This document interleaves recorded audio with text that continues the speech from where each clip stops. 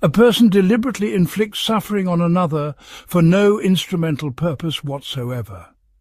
This act appears to instantiate pure malevolence, yet our conceptual apparatus immediately fractures when we attempt to analyze what this means. If we claim the person acted from evil desire, we must explain how desire, fundamentally directed toward what appears good to the agent, can be genuinely evil rather than merely mistaken about genuine goods. If we deny the person had evil desire, we must explain how an act can be evil when emerging from non-evil mental states.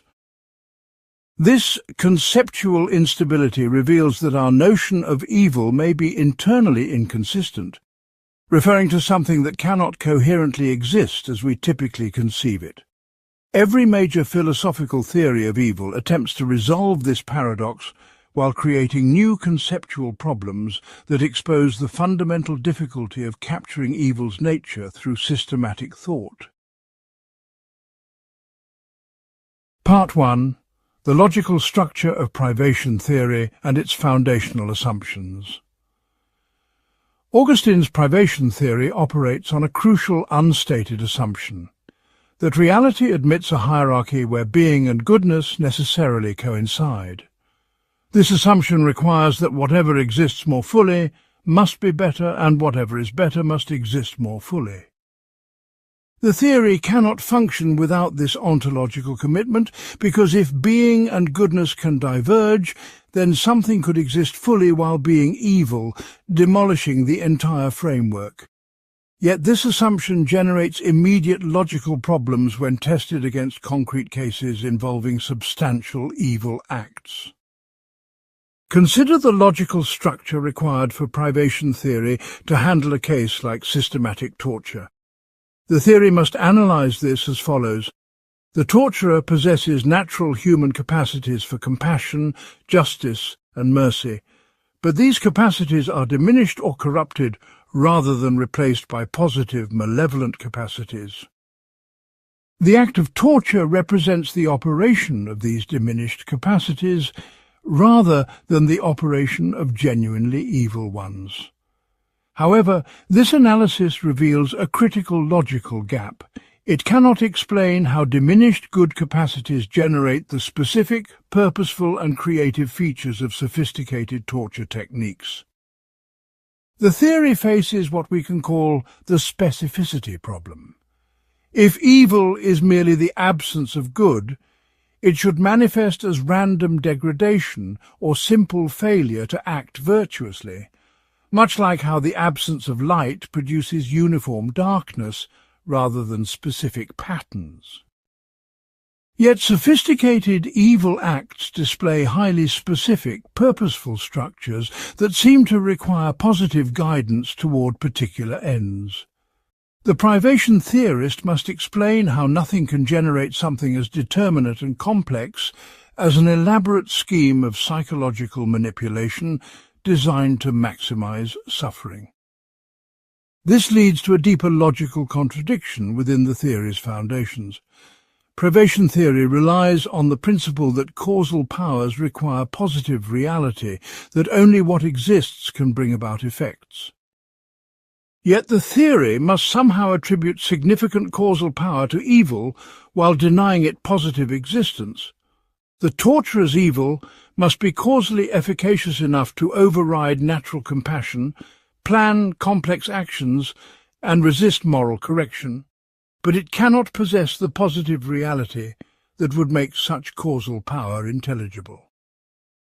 Examining the theory's treatment of moral psychology reveals another foundational assumption, that human nature is essentially oriented toward good. This assumption is necessary because if humans were naturally oriented toward evil, then evil acts would express natural positive capacities rather than privations of good ones. However, this assumption conflicts with empirical observations, suggesting that humans possess natural capacities for both altruism and aggression, cooperation and domination. The theory must either deny these observations or explain why natural aggressive capacities become evil only when they exceed some optimal level, which reintroduces the problem of determining what constitutes the proper amount of a natural capacity.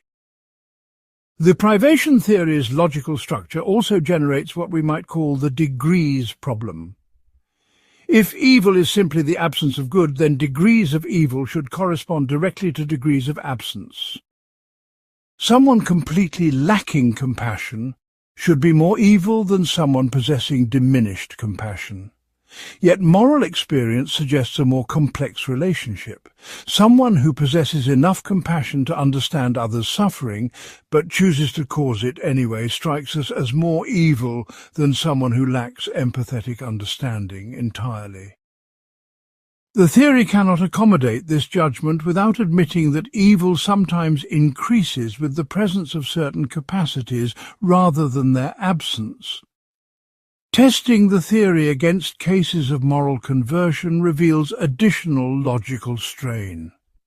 When someone undergoes moral transformation from evil to good, privation theory must analyze this as the filling of an absence rather than the replacement of one positive quality with another. Yet, such conversions often involve struggle, resistance, and the need to overcome powerful, contrary inclinations. If the person were merely lacking good moral conversion, should be a simple matter of addition, like turning on a light in a dark room. The difficulty and resistance involved suggest that something positive must be displaced rather than simply supplemented. The theory's foundational assumption about the relationship between existence and value creates further difficulties when applied to moral responsibility. If evil acts flow from absences rather than positive qualities, it becomes unclear how we can hold people responsible for what they don't possess. We typically don't blame people for lacking abilities they never had, yet we do blame them for moral failures, even when these stem from absent virtues.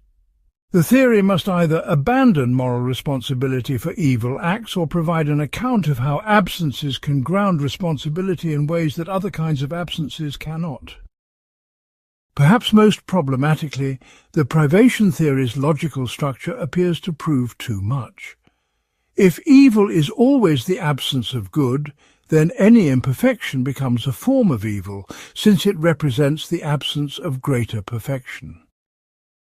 This leads to the conclusion that everything except the highest possible good contains evil, which drains the concept of evil of any useful moral content. The theory needs some principled way to distinguish between mere imperfection and genuine evil, but cannot do so without introducing positive criteria that undermine the privation framework. The theory also faces logical difficulties in distinguishing between different types of absence. The absence of sight in a person born blind differs categorically from the absence of sight in someone whose eyes have been damaged. Similarly, the absence of compassion in someone who never developed this capacity differs from its absence in someone whose compassion has been corrupted or suppressed.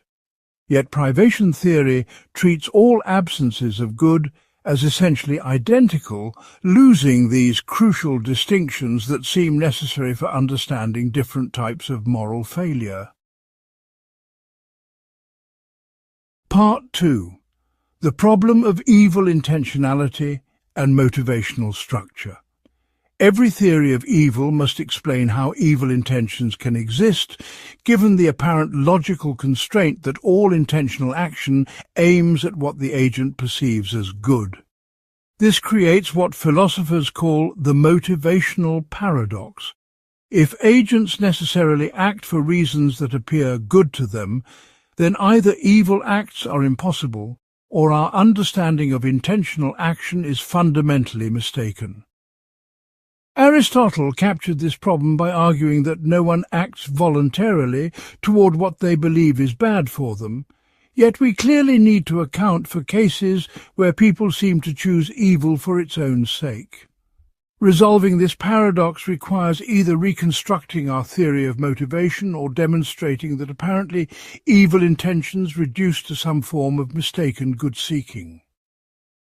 Consider the case of someone who takes pleasure in another's pain without any instrumental benefit.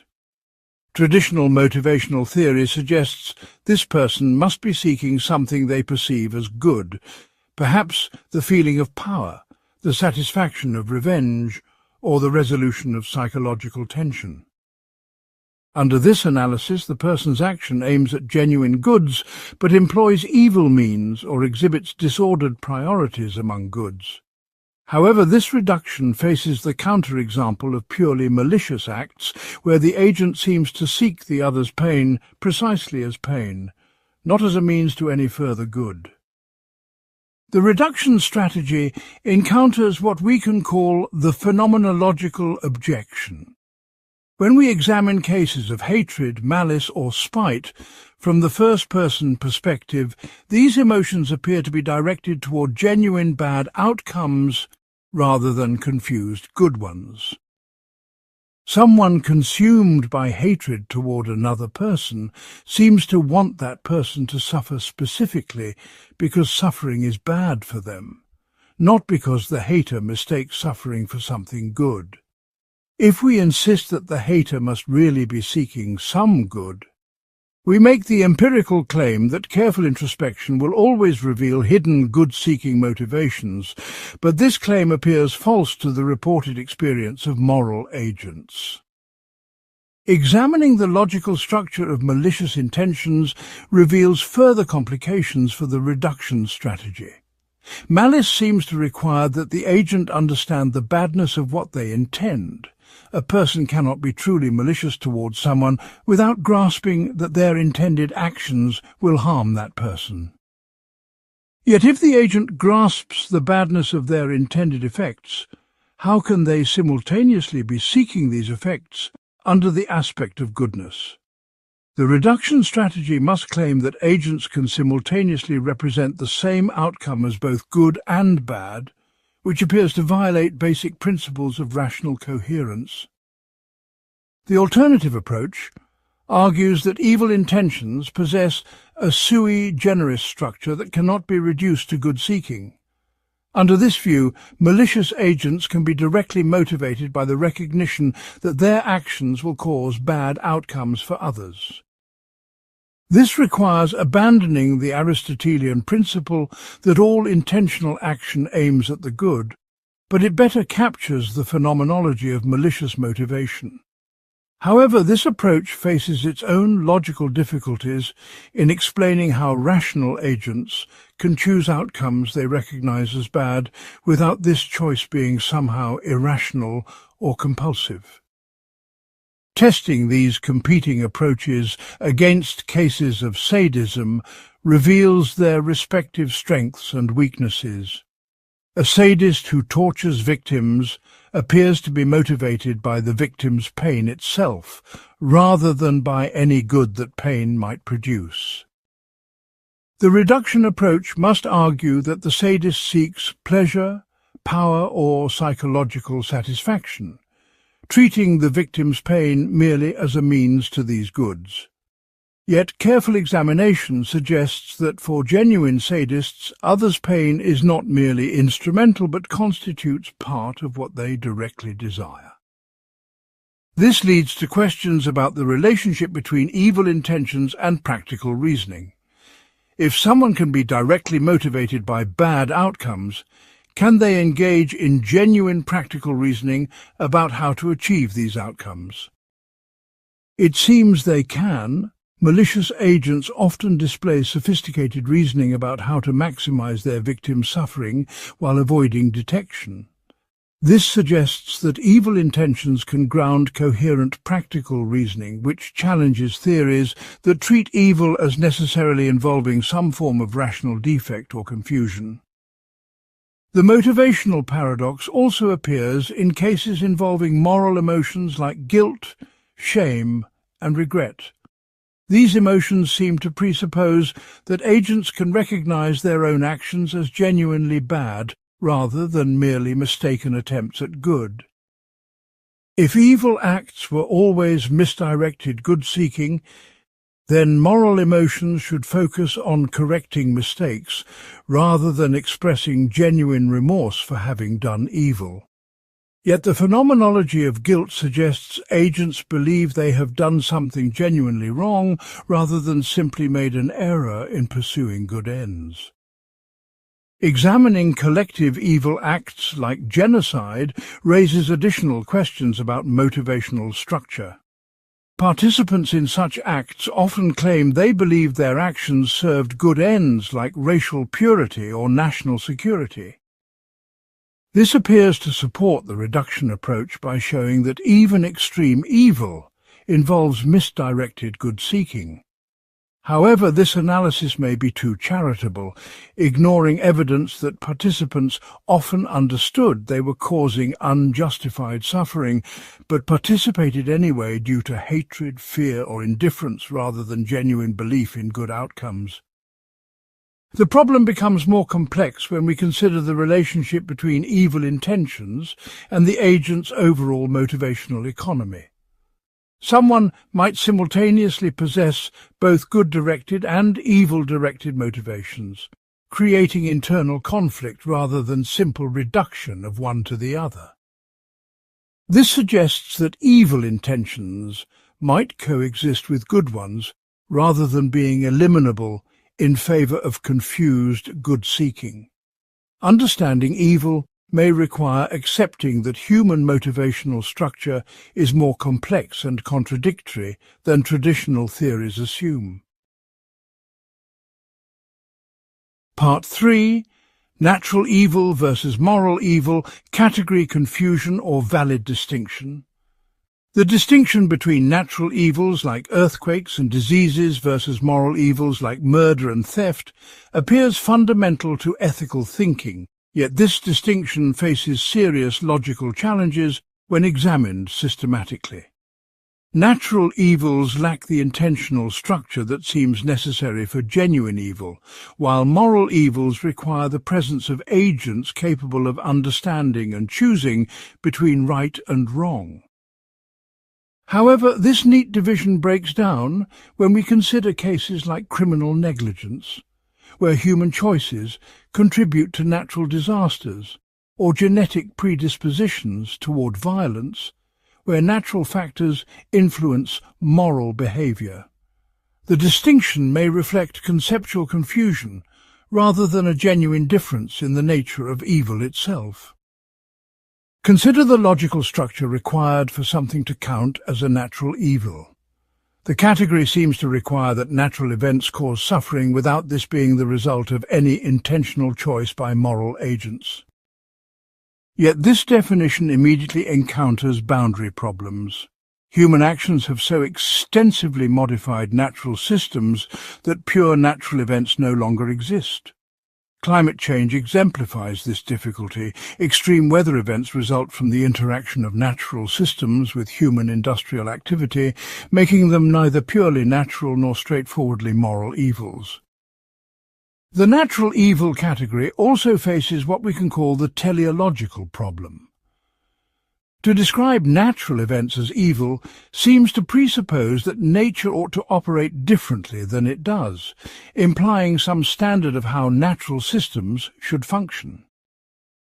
But natural systems simply operate according to physical laws, without any inherent purposes that could be frustrated or goals that could be thwarted. Calling earthquakes evil appears to commit a category error, anthropomorphizing natural processes that lack the intentional structure necessary for moral evaluation. However, defending the validity of natural evil requires addressing why we have such strong intuitive reactions to natural disasters. When thousands die in earthquakes or pandemics, our response goes beyond mere sadness at unfortunate events to something approaching moral outrage. This suggests that the concept of natural evil captures something important about our relationship to suffering that cannot be reduced to mere regret about unfortunate outcomes. Perhaps natural evil refers not to properties of natural events themselves, but to their relationship to human flourishing and our legitimate expectations about how the world should treat us. Testing the distinction against cases of mental illness reveals additional complexities. When someone commits violent acts due to severe psychosis, we face a hybrid case that resists classification as either purely natural or purely moral evil. The person's brain dysfunction is a natural condition, yet their actions involve intentional choices that cause harm to others. Traditional approaches handle this by diminishing moral responsibility proportionally to the degree of mental impairment, but this solution assumes we can clearly separate natural factors from moral ones within a single case. The distinction faces further pressure from cases involving social institutions and collective action. When economic systems predictably generate poverty that leads to preventable deaths, we seem to have something that is neither natural evil nor individual moral evil. The causal chain involves countless individual choices, institutional structures, and systemic effects that make assigning clear moral responsibility impossible. These cases suggest we need additional categories beyond the natural moral distinction, or that the distinction itself obscures more than it clarifies. Examining the historical development of the natural-moral-evil distinction reveals its theological origins in attempts to defend divine goodness. If God is perfectly good and omnipotent, then moral evil can be attributed to human free will, while natural evil presents a more direct challenge to divine benevolence. This theological context explains why the distinction has seemed so important, but it also suggests that the categories may not be appropriate for secular ethical theory. Without the theological framework, the distinction may lose its theoretical motivation and become merely a conventional way of organizing different types of harmful events. The problem becomes more acute when we consider evolutionary explanations for both natural disasters and moral behavior. If human moral capacities evolved through natural selection, then moral evil represents the misuse of naturally evolved capacities rather than something categorically different from natural events. Similarly, if natural disasters serve evolutionary functions by maintaining ecological balance or driving evolutionary adaptation, then they cannot be straightforwardly characterized as evil. Evolutionary perspectives suggest that both moral and natural evils may be natural phenomena that appear evil only from the limited perspective of human interests. Analyzing the distinction through the lens of causal responsibility reveals additional difficulties. We typically assign moral responsibility to agents who could have acted differently. But the line between what agents can and cannot control is far more blurred than the natural moral distinction suggests. Genetic predispositions, cultural conditioning, unconscious biases, and situational pressures all influence moral behavior in ways that partially excuse agents without completely eliminating responsibility. This suggests that moral and natural factors typically interact rather than operating in separate domains. The temporal dimension adds another layer of complexity to the distinction. Natural events like climate change operate on timescales that exceed individual moral responsibility, yet result from the accumulation of individually minor moral choices over extended periods. Similarly, moral traditions and cultural practices shape individual choices across generations in ways that blur the boundary between natural cultural evolution and individual moral responsibility. The distinction may work better for immediate, clearly intentional acts than for complex causal chains extending across time and involving multiple agents. Part 4. The Radical Evil Thesis, Kant's analysis of fundamental corruption. Kant's concept of radical evil attempts to solve the motivational paradox by locating evil not in particular desires or actions, but in the fundamental structure of practical reasoning itself. According to this theory, humans possess an innate propensity to subordinate moral duty to self-interest, not because they lack knowledge of moral requirements, but because they systematically prioritize their own happiness over moral obligations. This propensity is radical, because it affects the root of all moral choice, and it is evil, because it involves the willful inversion of the proper moral order, where duty should take priority over inclination. However, this analysis generates immediate logical difficulties about moral responsibility, the nature of choice, and the possibility of moral improvement.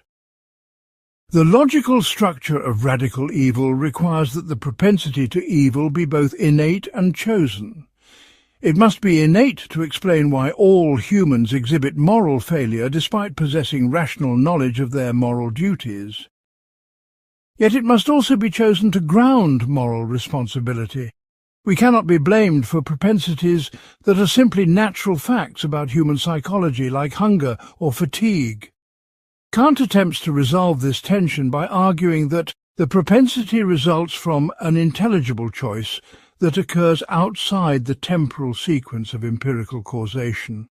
But this solution raises more problems than it solves.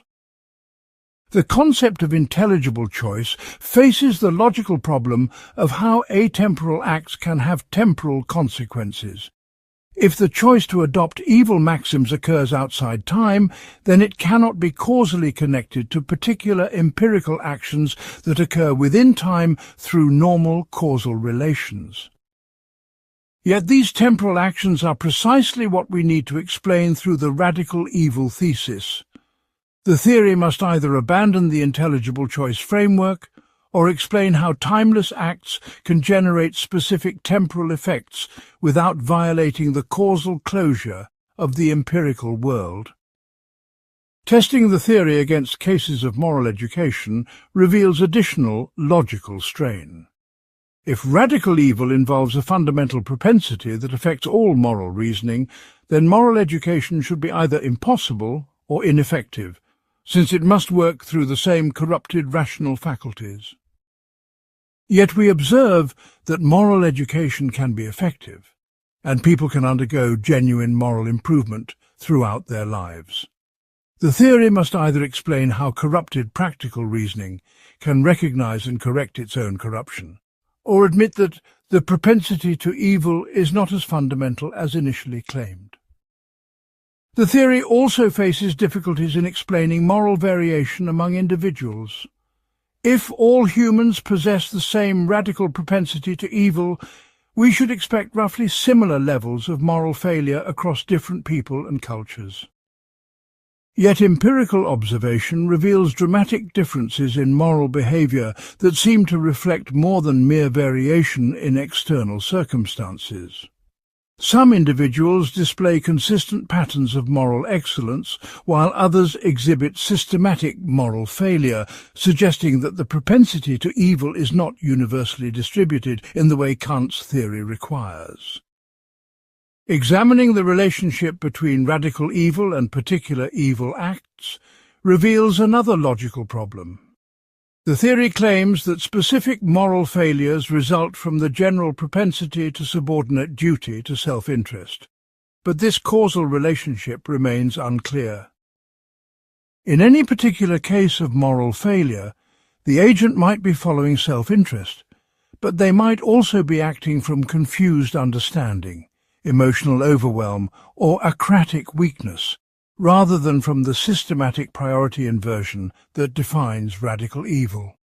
The theory needs some way to distinguish cases that genuinely exemplify radical evil from other types of moral failure, but cannot do so without circular reasoning that presupposes what it attempts to prove.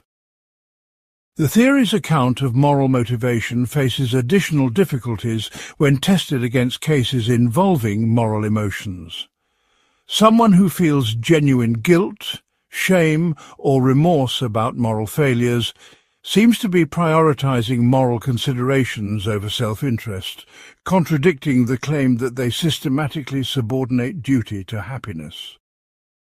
Similarly, people who make significant personal sacrifices for moral reasons appear to be following duty over inclination in ways that should be impossible given universal radical evil. The theory must either explain these cases as mere appearances that mask underlying self-interest, or admit that the propensity to evil is not as comprehensive as originally claimed. Kant's analysis of the highest good creates further complications for the radical evil thesis. The highest good involves the harmony of virtue and happiness, suggesting that moral agents can legitimately pursue their own happiness as long as they do so in accordance with moral duty. But if pursuing happiness is not inherently problematic, then the radical evil cannot consist simply in giving priority to happiness over duty. The theory needs a more sophisticated account of when the pursuit of happiness becomes evil, but developing such an account threatens to undermine the systematic character that makes evil radical. The temporal paradox of moral responsibility creates additional logical problems for the theory. If the propensity to evil results from an intelligible choice, then moral agents are responsible for this choice and its consequences throughout their empirical lives. Yet they cannot be responsible for making the original choice, since responsibility requires the ability to choose otherwise, and the intelligible choice determines the character from which all subsequent choices flow. This generates an infinite regress, where each responsible choice presupposes a prior character-determining choice for which the agent cannot be responsible. The theory's relationship to moral progress and social reform raises further questions about its logical consistency. If all humans are radically evil, then any social or political arrangements they create should reflect this corruption, making genuine moral progress impossible. Yet, Kant himself advocates for republican government, international law and other institutional reforms that seem to presuppose the possibility of moral improvement, both individually and collectively. The theory must either explain how radically evil beings can create institutions that transcend their corruption, or abandon the claim that evil affects all aspects of human moral agency. Part 5. Evil as banal. Arendt's challenge to exceptional evil. Hannah Arendt's concept of the banality of evil fundamentally challenges traditional philosophical approaches by arguing that the most significant evil acts often result from thoughtlessness and conformity rather than exceptional malice or radical corruption. Her analysis of Adolf Eichmann suggests that his participation in genocide stemmed not from deep hatred or ideological commitment, but from careerism, bureaucratic mindset, and inability to think critically about his actions. This thesis threatens traditional moral philosophy by suggesting that ordinary cognitive limitations and social pressures can generate extreme evil without requiring any extraordinary moral defects in individual agents. However, the banality thesis faces serious logical challenges regarding moral responsibility, the relationship between intention and evil, and the adequacy of purely descriptive approaches to normative phenomena. The logical structure of Arendt's argument depends on distinguishing between evil as a moral category and evil as a political phenomenon. As a political theorist, rather than a moral philosopher, Arendt focuses on the conditions that make large-scale evil possible rather than the moral status of individual evil acts. From this perspective, the banality of evil explains how ordinary people become complicit in extraordinary crimes through institutional structures that diffuse responsibility and normalize harmful actions. However, This approach creates ambiguity about whether the banality thesis makes claims about the nature of evil itself, or merely about the social conditions that enable evil acts. Testing the banality thesis against cases of systematic cruelty reveals both its explanatory power and its limitations. Many perpetrators of atrocities do appear to be ordinary people who became caught up in systems that gradually normalized increasingly harmful actions. The incremental nature of moral corruption supports Arendt's emphasis on thoughtlessness rather than conscious evil choice. Yet some cases involve individuals who seem to take active pleasure in causing suffering or who go beyond what their roles require, suggesting that thoughtlessness alone cannot account for all forms of complicity in evil systems. The relationship between thoughtlessness and moral responsibility creates a central logical problem for the banality thesis. If evil acts result primarily from cognitive limitations rather than moral choices, then traditional frameworks of blame and punishment become problematic. We typically hold people responsible for their actions only when they possess sufficient understanding and control. But the banality thesis suggests that the most harmful evil acts occur precisely when these conditions are absent. This leads either to the conclusion that no one is responsible for banal evil, or that responsibility must be reconceived in ways that traditional moral philosophy has not adequately developed. Examining the banality thesis through the lens of moral education reveals additional complications. If evil results from thoughtlessness, then moral education should focus on developing critical thinking skills rather than building character or strengthening moral motivation. Yet this approach faces the problem that many highly educated and intellectually sophisticated people have participated in evil systems, suggesting that cognitive capacity alone is insufficient to prevent moral failure. The thesis must either explain why education fails to prevent thoughtlessness or acknowledge that factors beyond mere cognitive limitation contribute to evil acts. The banality thesis also struggles with cases involving resistance to evil systems. Some individuals manage to maintain moral clarity and resist participation in evil systems despite facing the same social pressures and institutional structures as those who comply. If evil results from ordinary thoughtlessness, we need to explain why some people prove more resistant to this thoughtlessness than others.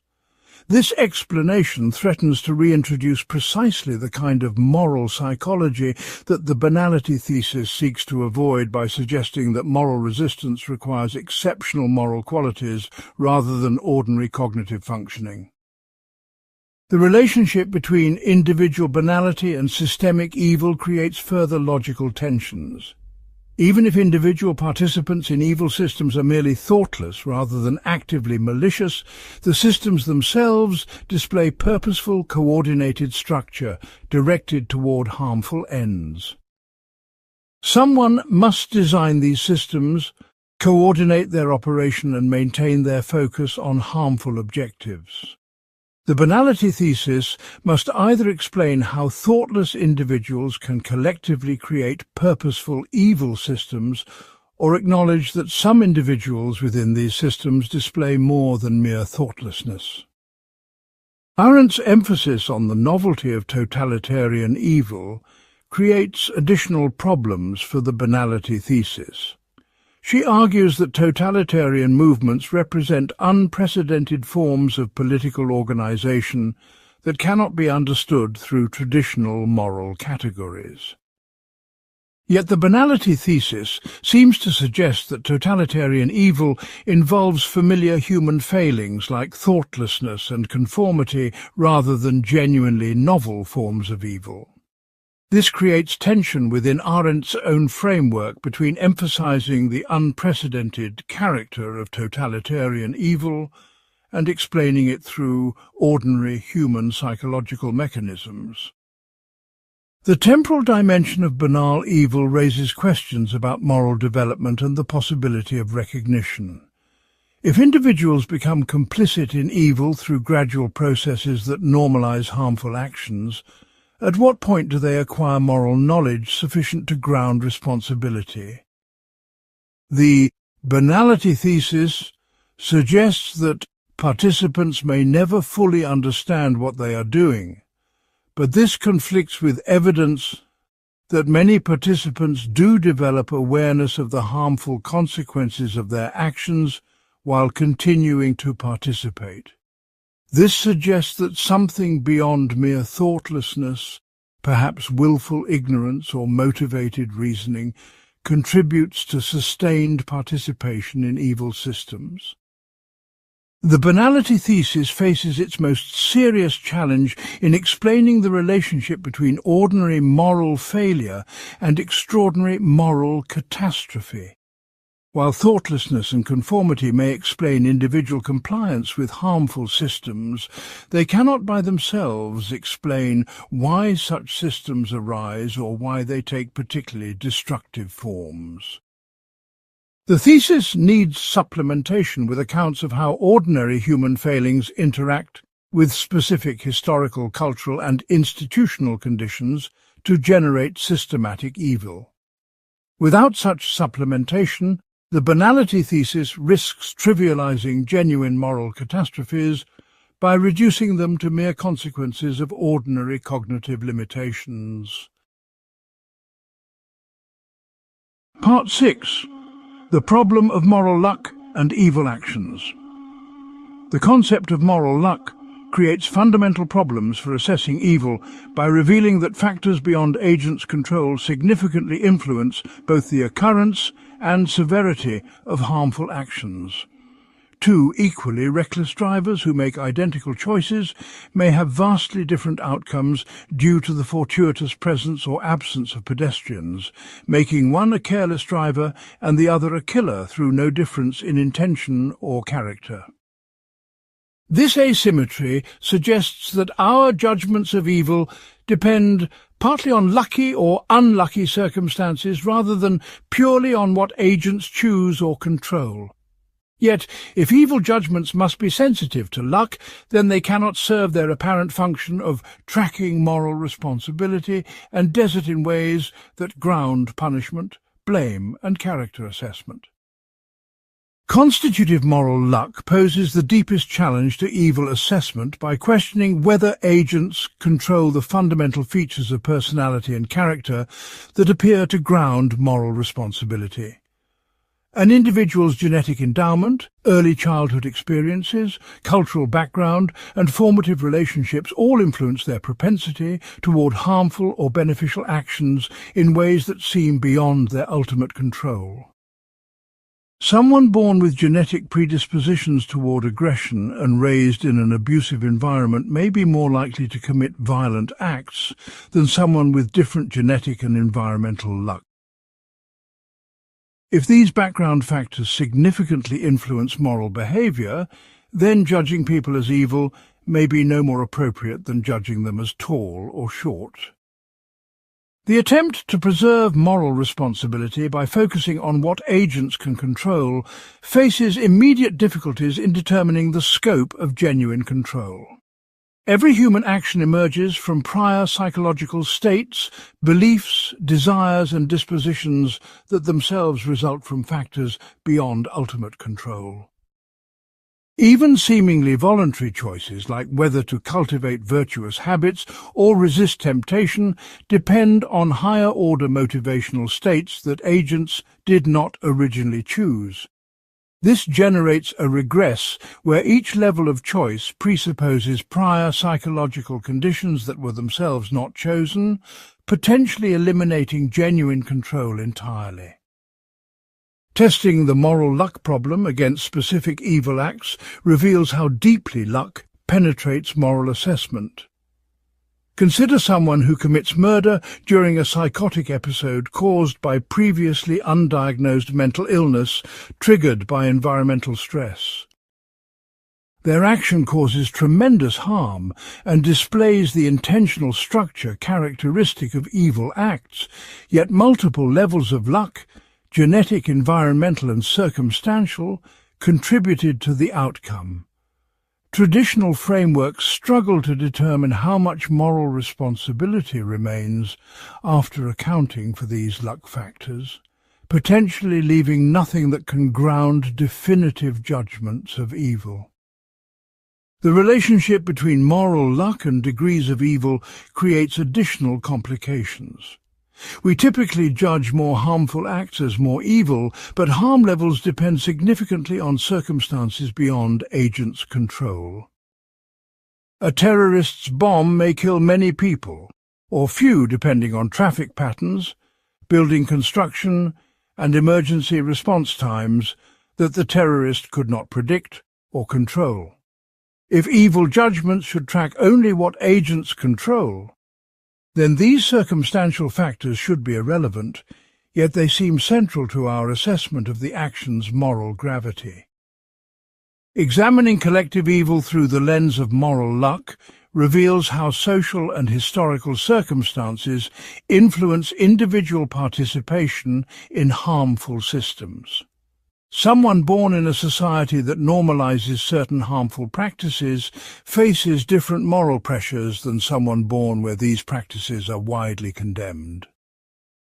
The historical timing of their birth, the particular social environment they encounter, and the specific roles available to them all represent forms of circumstantial luck that influence their likelihood of participating in collective evil. This suggests that cross-cultural and cross-historical moral judgments may be problematic if they ignore the different luck conditions that different agents face. The problem of moral luck intersects with questions about moral development and the possibility of character change. If someone's evil character results from unlucky formative experiences, can they be held responsible for failing to overcome these influences through later moral development? This question becomes more complex when we consider that the capacity for moral development itself may be influenced by luck factors like educational opportunities, exposure to moral exemplars, and supportive relationships. The theory must either explain how agents can transcend their luck conditions through genuine moral effort, or accept that evil judgments are inevitably contaminated by factors beyond agents' control. Resultant moral luck creates specific problems for consequentialist approaches to evil that focus on harmful outcomes rather than evil intentions. If the moral status of actions depends on their consequences, then identical intentions and efforts can generate different moral assessments depending on lucky or unlucky circumstances that affect outcomes. This makes moral assessment depend on factors that agents cannot predict or control, which conflicts with the intuitive requirement that moral judgments should track features of agents rather than features of the world beyond their influence. Consequentialist theories must either accept this counterintuitive result or explain why moral assessment should be insensitive to actual consequences. The temporal dimension of moral luck raises questions about how long agents remain responsible for the consequences of their actions. An evil act committed in youth may have consequences that unfold over decades through causal chains that the agent could not foresee or control.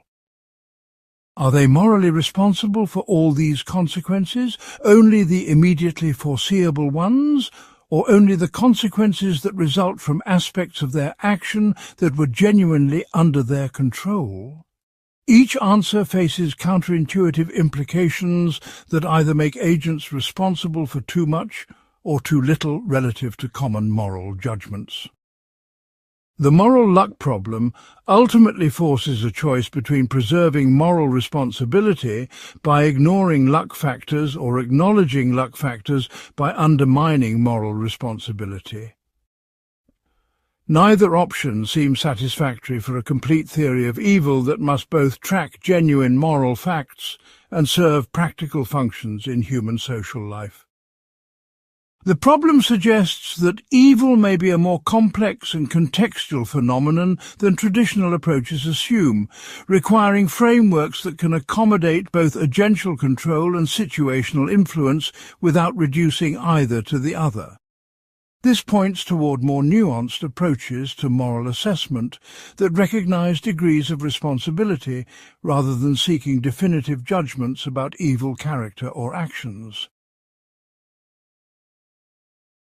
Part 7. Consequentialist versus deontological approaches to evil. The fundamental disagreement between consequentialist and deontological approaches to evil centers on whether the moral status of actions depends entirely on their outcomes or includes irreducible facts about the intrinsic rightness or wrongness of certain action types. Consequentialists argue that actions are evil only insofar as they produce bad consequences, making torture evil because it causes suffering rather than because torture violates any inherent moral constraints. Deontologists contend that certain actions like torture are intrinsically evil regardless of consequences, remaining wrong even if they somehow produced optimal outcomes. This disagreement generates systematic differences in how the approaches handle cases involving moral dilemmas, collective action, and the relationship between individual evil and social harm. The consequentialist approach faces immediate challenges in specifying which consequences matter for determining evil and how different types of consequences should be weighed against each other. A simple hedonistic consequentialism that focuses only on pleasure and pain cannot adequately capture all the ways that actions can be harmful. Violations of autonomy, fairness and dignity seem to matter independently of their effects on subjective well-being. Yet expanding the consequentialist framework to include multiple types of intrinsic goods threatens to collapse into a deontological approach that treats certain values as good in themselves rather than merely as means to further consequences. The theory must either accept an impoverished account of relevant consequences or abandon the purely consequentialist framework. Testing consequentialism against cases involving rights violations reveals fundamental difficulties. Consider a scenario where torturing one innocent person would prevent a terrorist attack that kills thousands of people. Pure consequentialist reasoning suggests that torture would be required since it prevents greater overall harm. Yet this conflicts with widespread moral intuitions that torture remains evil regardless of its beneficial consequences. Consequentialists must either accept that torture can be morally required, or explain why their theoretical framework should yield conclusions that conflict with common moral judgments about the intrinsic wrongness of certain actions. The problem becomes more complex when consequentialists attempt to accommodate moral intuitions through indirect strategies. Rule consequentialism argues that we should follow rules that generally produce good consequences rather than calculating consequences in each particular case. This allows prohibiting torture even when it would produce good outcomes in specific instances, since general rules against torture typically produce better consequences than case-by-case calculation. However, this solution faces the logical problem that cases where torture would genuinely produce optimal consequences challenge the rule, and it remains unclear why rule following should override consequence maximizing when the two conflict. Deontological approaches face their own difficulties in explaining the source and content of moral constraints that make certain actions intrinsically evil. Kant's categorical imperative attempts to ground these constraints in the requirements of rational agency, arguing that actions are evil when they treat rational beings merely as means rather than as ends in themselves. Yet this formulation generates counterintuitive results in cases where treating someone as a mere means produces better outcomes for everyone involved, including the person being so treated. The theory must either accept these counterintuitive results or provide additional principles that determine when treating persons as means is prohibited versus permitted. The universalizability test creates further problems for Kantian deontology when applied to evil actions. The test requires determining whether we can will that everyone follow the maxim underlying a particular action, but this generates indeterminate results for many cases of apparent evil.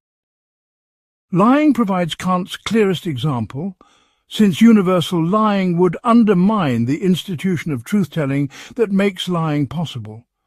Yet many other potentially evil actions do not involve this self-defeating structure, and determining the appropriate level of description for universalizability testing often predetermines the moral conclusion rather than providing independent moral guidance. Natural law approaches to deontology attempt to ground intrinsic evil in facts about human nature, and flourishing rather than in purely formal constraints of rational agency. Actions are evil when they conflict with natural human purposes or prevent the realization of characteristically human goods. This approach better explains why we consider certain types of actions evil across different cultural and historical contexts, since they violate universal features of human nature. However, the approach faces difficulties in determining which aspects of human nature are morally relevant, and how to adjudicate conflicts between different natural human purposes when these come into tension. Examining collective evil reveals systematic differences between consequentialist and deontological approaches to institutional and social responsibility. Consequentialists can relatively easily explain why participating in harmful institutions is evil by pointing to the cumulative bad consequences of such participation. Deontologists must explain why individual participation in collective evil is intrinsically wrong, even when any particular individual's contribution makes negligible difference to overall outcomes. This requires either expanding deontological constraints to cover participation in collective action, or accepting that individual participation in collective evil may not be intrinsically wrong, despite its contribution to harmful systems. The two approaches also differ systematically in their treatment of moral emotions and reactive attitudes toward evil. Consequentialist frameworks suggest that guilt, resentment, and indignation are justified only when they produce good consequences by deterring future harmful behavior or expressing solidarity with victims. Deontological approaches treat these emotions as appropriate responses to intrinsic wrongness, regardless of their consequences, making them fitting reactions to moral facts, rather than merely useful psychological mechanisms. This difference has implications for practices of punishment, forgiveness, and moral education that rely on moral emotions to motivate appropriate responses to evil actions.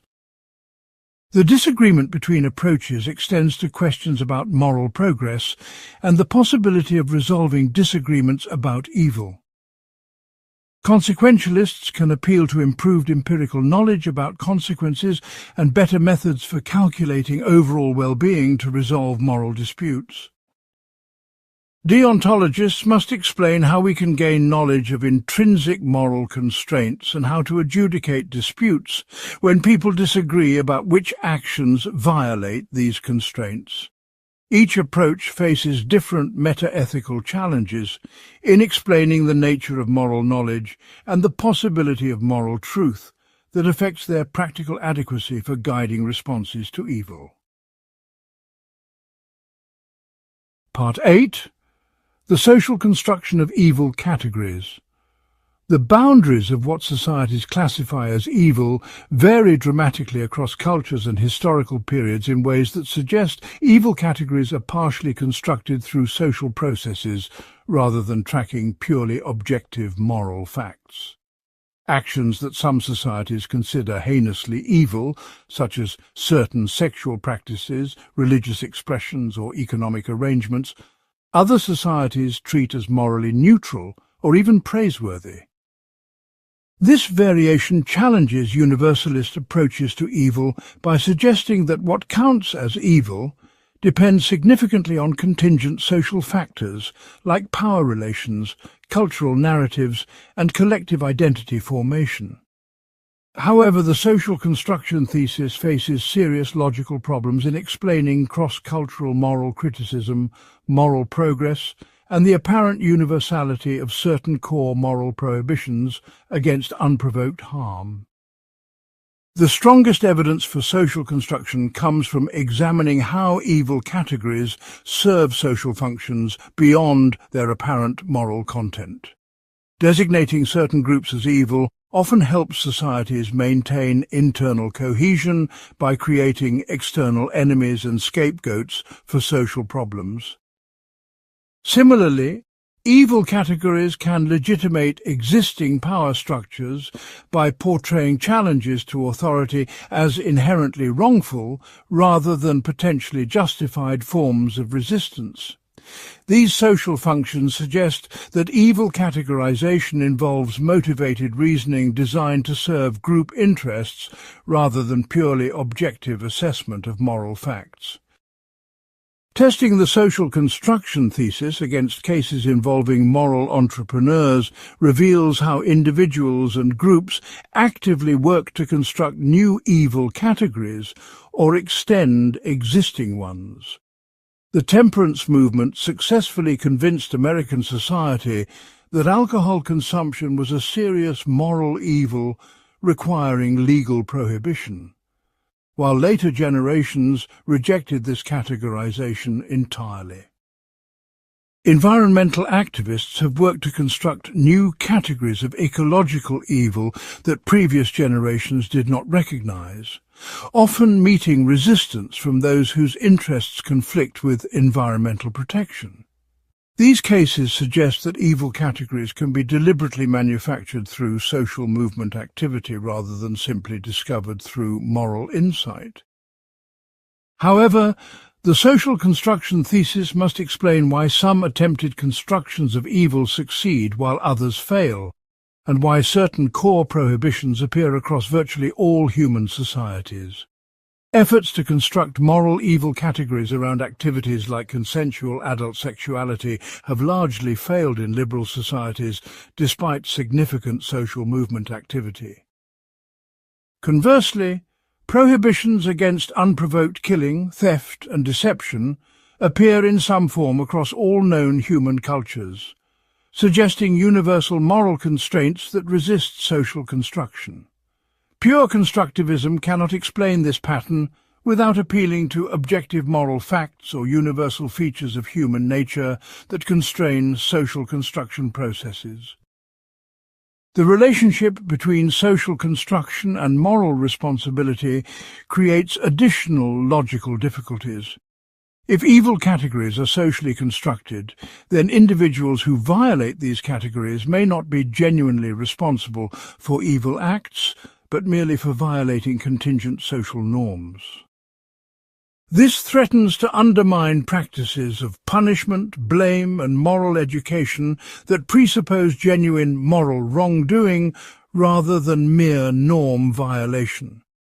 The thesis must either accept this revisionist conclusion or explain how socially constructed evil categories can ground genuine moral responsibility despite their constructed character. Examining historical changes in evil categories reveals both evidence for and against social construction. The gradual expansion of moral consideration to include previously excluded groups, women, racial minorities, future generations, appears to represent moral progress rather than mere change in social construction. Yet the processes through which these changes occurred involved social movement activity, political struggle and cultural transformation that look very much like social construction processes. This suggests either that moral progress operates through social construction mechanisms, or that apparent social construction actually involves the discovery of previously unrecognized moral truths. The globalization of moral discourse creates new challenges for understanding the social construction of evil categories. International human rights frameworks attempt to establish universal evil categories that transcend particular cultural constructions.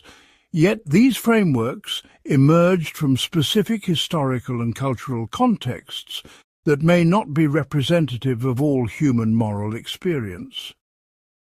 The tension between respecting cultural diversity and maintaining universal moral standards creates dilemmas about when cross-cultural moral criticism is appropriate versus when it represents cultural imperialism disguised as moral objectivity. Resolving these dilemmas requires some account of which aspects of evil categorization are genuinely universal versus culturally relative.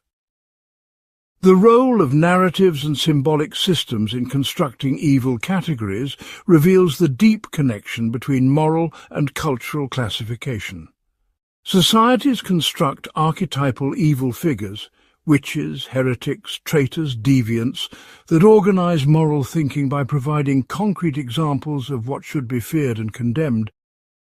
These figures often combine moral content with cultural anxieties about social change, economic disruption, or challenges to traditional authority structures. The cultural embedding of evil categories suggests that understanding evil requires attention to symbolic and narrative dimensions that pure philosophical analysis may miss. The social construction thesis also raises questions about the possibility of moral knowledge and the nature of ethical expertise. If evil categories reflect social construction rather than moral discovery, then claims to moral expertise become suspect as disguised assertions of cultural power rather than genuine knowledge claims. Yet societies clearly need some way to distinguish between reasonable and unreasonable moral positions, and pure relativism about evil would undermine the possibility of moral criticism, even within particular cultural contexts. The thesis requires a sophisticated account of how socially constructed categories can nevertheless be more or less adequate for human moral purposes, without being simply objective or subjective.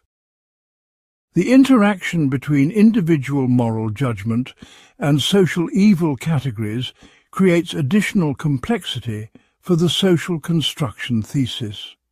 Individuals often experience genuine moral conviction about the evil of certain actions, even when they recognize that their judgments reflect cultural influences.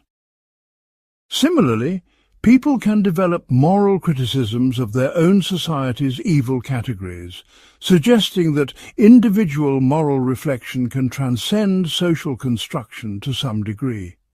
The thesis must explain how individual and social levels of moral judgment interact without reducing one entirely to the other, or treating them as completely independent domains. Part 9. Evil and free will, compatibility problems. The relationship between evil and free will creates fundamental logical problems because evil acts seem to require both that agents freely choose to perform them and that their choices are determined by prior causes that explain why evil occurred. If evil acts result from free choices that could have been otherwise, then their occurrence remains mysterious. Why would rational agents with knowledge of right and wrong freely choose to do evil? Conversely, if evil acts are causally determined by prior factors like genetics, environment, or psychological conditioning, then agents lack the freedom necessary for genuine moral responsibility and blame. This dilemma appears to show that either evil is impossible or moral responsibility is an illusion, threatening both moral practice and theoretical understanding of human agency. Hard determinists resolve the dilemma by denying genuine free will and arguing that evil represents a misguided category that should be replaced with causal explanation and therapeutic intervention. According to this view, what we call evil behavior results from identifiable causal factors like brain dysfunction, genetic predisposition, traumatic conditioning, or social environmental influences. Understanding these causal mechanisms should lead us to abandon blame and punishment in favor of treatment and prevention, much as we treat physical illness through medical intervention rather than moral condemnation. However, this approach faces difficulties in explaining why we should preserve some moral categories like helping others while eliminating others like refraining from harm, and why therapeutic intervention is preferable to punishment if neither involves genuine moral choice. Libertarian approaches to free will attempt to preserve moral responsibility by arguing that human agents possess genuine causal power that allows them to initiate action without being wholly determined by prior causes. Under this view, evil acts represent genuine choices that agents make using their undetermined free will, even though these choices may be influenced by background factors that make evil more or less likely. This preserves the possibility of moral responsibility and blame while explaining evil as the result of agents' misuse of their freedom rather than mere causal determination. Yet libertarian free will faces logical difficulties in explaining how undetermined choices can be rational and controlled rather than merely random, and how agents can be responsible for choices that by definition lack sufficient causal explanation. The randomness problem for libertarian free will becomes particularly acute when applied to evil actions. If evil choices are partially undetermined, then they involve an element of randomness that seems to excuse rather than enhance moral responsibility. We typically don't hold people responsible for random events, and introducing randomness into the causal history of action appears to diminish rather than increase the agent's control over outcomes. The libertarian must explain how undetermined choice differs from mere chance in ways that ground rather than undermine moral responsibility.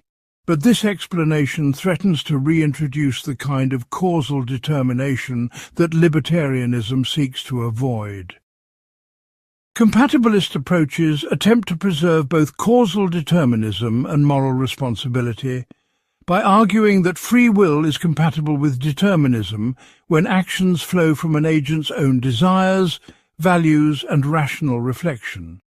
Evil acts can be both causally determined and freely chosen if they result from the agent's own moral character and deliberative processes, even though these processes themselves have causal histories. Someone who commits murder after careful deliberation acts freely, even if their deliberative capacity and moral character were shaped by factors beyond their control. This approach preserves moral responsibility while acknowledging the causal influences that shape human behavior, but faces challenges in explaining why some causal influences are compatible with freedom while others undermine it. Testing compatibilism against cases involving moral education and character development reveals additional logical difficulties. If someone's evil character results from unfortunate circumstances like abusive childhood, genetic predisposition, or cultural conditioning, it becomes unclear why they should be held responsible for actions that flow from this character. The compatibilist argues that responsibility requires only that actions flow from the agent's own character, but this response seems inadequate when the character itself results from factors beyond the agent's control. The approach must either extend moral responsibility backward to cover character formation, or explain why agents can be responsible for expressing character they did not choose to develop. The relationship between moral knowledge and free choice in evil acts creates further complications for all approaches to free will. Evil acts often seem to require that agents understand the moral significance of their actions. Otherwise, the acts would be merely harmful rather than genuinely evil. Yet if agents possess genuine moral knowledge, it becomes puzzling why they would freely choose to act against this knowledge, suggesting either that their knowledge is incomplete or that their choice is not genuinely free. This creates a dilemma where evil acts require both moral understanding and genuine choice, but the combination of these requirements makes evil choices appear either impossible or irrational. The temporal dimension of free will and evil raises questions about the persistence of moral responsibility across time. Someone who commits evil acts may later undergo genuine moral transformation, raising questions about the relationship between their earlier and later selves. If people can change fundamentally, then holding someone responsible for past evil acts may be unjust if they no longer possess the same moral character that produced those acts. Conversely, if moral responsibility persists across character change, then it must be grounded in something more stable than the psychological continuity that compatibilism typically requires. The problem of moral luck intersects with free will concerns in complex ways that affect judgments about evil. Even if agents possess free will in some robust sense, the actual consequences of their choices depend partly on factors beyond their control, making judgments about the degree of evil in their acts depend on lucky or unlucky circumstances. Similarly, the opportunities for evil that agents encounter result partly from circumstances beyond their control, raising questions about whether agents who face greater temptations can be held to the same standards as those who face fewer moral challenges. Free will theories must explain how moral responsibility interacts with luck factors in ways that preserve appropriate degrees of accountability without ignoring the role of circumstances in shaping moral behavior. The collective dimension of evil actions creates additional problems for individual free will and moral responsibility. Many of the most significant evil acts occur through collective action where individual contributions are small but cumulative effects are enormous, making it difficult to assign appropriate responsibility to particular agents. Each individual may freely choose their level of participation, but the overall outcome depends on the choices of countless others in ways that no single agent can control or predict. This suggests that individual free will may be insufficient for understanding collective evil, requiring supplementary frameworks that can address shared responsibility and institutional agency beyond individual moral psychology. Part 10. The Epistemology of Evil Recognition.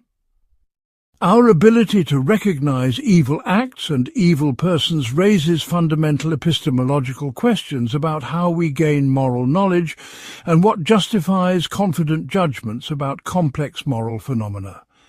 Evil recognition appears to require both factual knowledge about actions and consequences and evaluative knowledge about moral standards.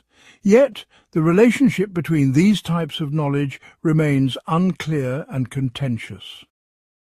Furthermore, evil recognition often occurs immediately through emotional and intuitive responses rather than through careful, rational deliberation, suggesting that moral epistemology may differ fundamentally from empirical knowledge acquisition. However, immediate moral judgments prove fallible and culturally variable in ways that challenge their reliability as sources of genuine moral knowledge. The phenomenology of evil recognition suggests a complex interaction between cognitive and affective processes that resists reduction to either purely rational or purely emotional responses.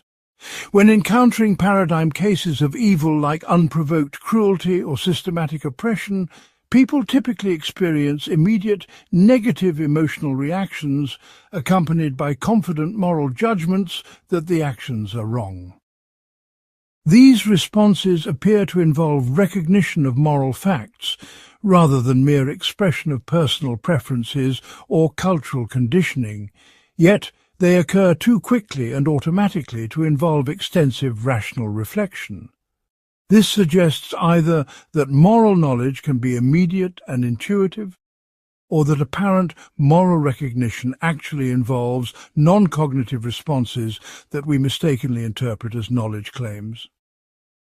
Testing moral intuitions against philosophical thought experiments reveals systematic patterns of judgment that support their cognitive content while also exposing their limitations. Most people consistently judge intentional harm as worse than merely foreseen harm, harm caused by action as worse than harm allowed through inaction, and harm to identified individuals as worse than statistically equivalent harm to unidentified people. These patterns suggest underlying moral principles that guide intuitive judgment, providing evidence that moral responses track genuine moral features rather than arbitrary preferences. Yet the same intuitions that seem reliable in simple cases often generate inconsistent or problematic judgments in complex cases involving multiple competing moral considerations. The cultural variability of evil recognition creates challenges for claims about universal moral knowledge, while also revealing possible cross-cultural convergence on core cases. Practices that some cultures condemn as evil, such as certain forms of punishment, sexual behavior, or religious expression, other cultures consider acceptable or even obligatory. This variation suggests that evil recognition depends partly on culturally specific moral frameworks rather than pure universal moral insight. However, certain core cases like unprovoked violence against innocents appear to be condemned across virtually all human cultures, suggesting either universal moral knowledge or universal human psychological responses that create apparent moral convergence. The relationship between moral testimony and first-hand moral judgment raises questions about whether evil recognition requires direct experience or can be transmitted through reliable sources. We often accept moral judgments from trusted authorities, historical accounts, or moral experts without directly investigating the relevant cases ourselves. Yet, moral testimony seems epistemically weaker than empirical testimony because moral knowledge appears to require personal evaluation and commitment in ways that factual knowledge does not. This creates dilemmas about how to respond to reports of evil when we lack direct access to relevant evidence and must rely on the moral judgments of others who may have different moral frameworks or questionable reliability. The temporal dimension of evil recognition reveals how moral judgments can change as we gain additional information or moral insight, while raising questions about whether earlier or later judgments are more reliable. Historical figures once widely admired are now often condemned for practices their contemporaries considered acceptable, suggesting either moral progress in recognition or inappropriate application of contemporary moral standards to different historical contexts. Similarly, individuals often revise their moral judgments about particular cases as they gain life experience or exposure to different perspectives, but it remains unclear whether such revisions represent increased moral knowledge or mere change in moral opinion. The epistemology of evil must explain how to adjudicate between competing moral judgments across time without simply privileging current views as automatically superior. The problem of moral disagreement among apparently competent moral judges challenges the reliability of evil recognition as a source of moral knowledge. Thoughtful, experienced, and morally serious people often disagree about whether particular actions or policies should be condemned as evil, even when they possess the same factual information about relevant cases. Such disagreement is less problematic for empirical knowledge, where we can often resolve disputes through additional evidence or improved methods, but moral disagreement seems to persist even with perfect, factual knowledge. This suggests either that moral knowledge is impossible, that some apparent moral experts are systematically mistaken, or that moral truth is more complex and context-dependent than simple realist approaches assume. The role of imagination in evil recognition raises questions about the relationship between moral knowledge and our ability to understand experiences we have not directly encountered. Recognizing evil often requires understanding what it would be like to experience various forms of harm, oppression, or degradation that we may never have personally undergone. This imaginative component of moral judgment suggests that evil recognition depends partly on empathetic and imaginative capacities, rather than purely on rational analysis of objective moral facts. Yet imagination can be unreliable and biased, leading to systematic errors in moral judgment when we fail to accurately understand others' experiences or project our own concerns inappropriately onto different situations. The relationship between evil recognition and moral motivation creates additional epistemological puzzles about the connection between moral knowledge and moral action. Genuine recognition of evil seems to involve not just intellectual acknowledgement that certain actions are wrong, but also appropriate emotional and motivational responses like indignation, concern for victims, and commitment to prevention or resistance. This suggests that moral knowledge may be essentially practical rather than purely theoretical, requiring integration of cognitive, affective, and motivational elements in ways that distinguish it from other forms of knowledge.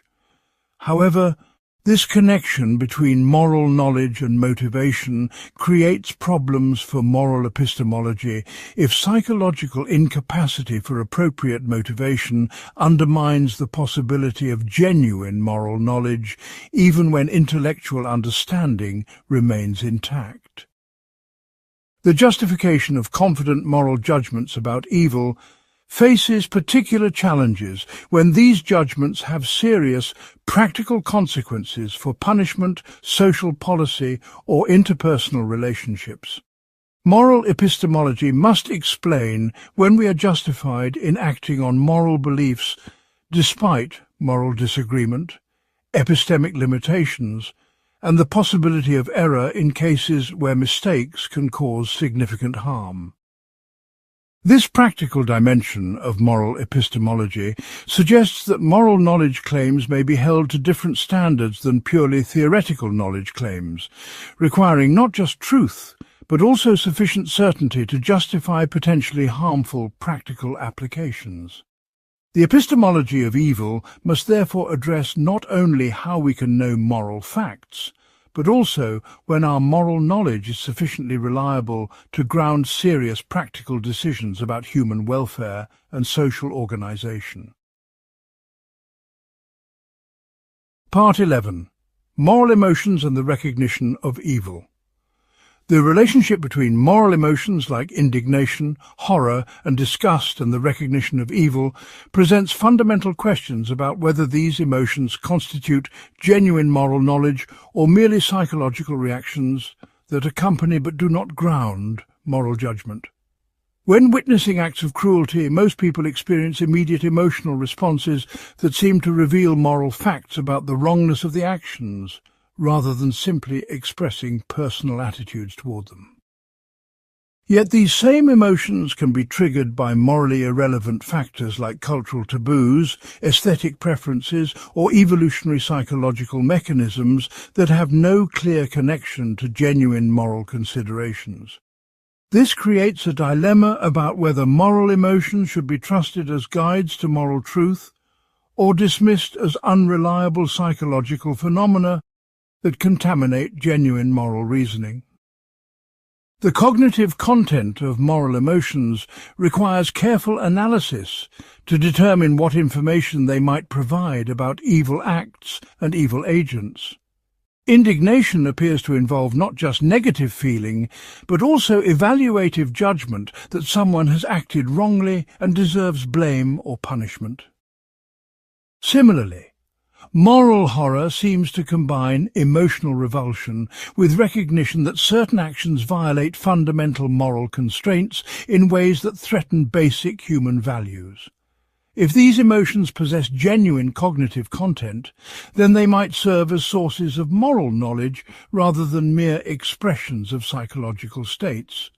But determining their cognitive reliability requires examining whether their judgmental content tracks genuine moral facts or merely reflects contingent features of human psychology. Testing moral emotions against cases involving cultural variation reveals both their potential universality and their apparent relativity. Certain forms of unprovoked violence and cruelty appear to trigger similar emotional responses across different cultural contexts, suggesting possible universal moral emotions that reflect shared human moral capacities.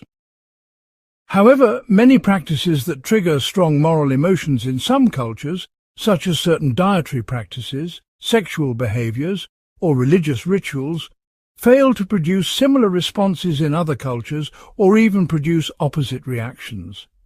This pattern suggests either that some moral emotions track universal moral facts while others reflect cultural conditioning, or that all moral emotions are culturally relative, but some happen to coincide across cultures due to shared evolutionary or social factors. The relationship between moral emotions and moral reasoning creates questions about their proper role in moral judgment and decision-making.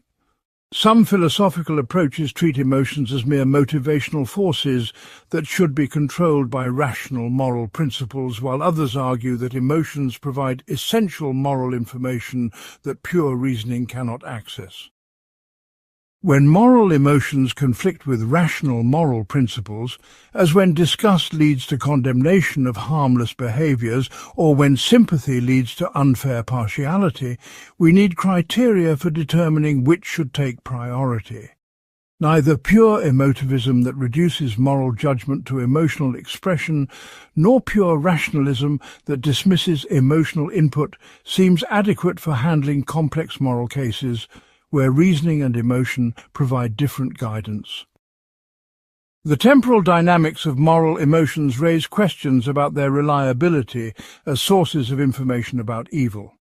Initial emotional reactions to moral cases often differ from considered judgments reached after reflection, discussion, and exposure to additional information about relevant circumstances. Someone might initially feel outrage about an action, but later recognize that contextual factors make the action understandable or even praiseworthy, or conversely might dismiss something as harmless, but later recognize its serious moral significance.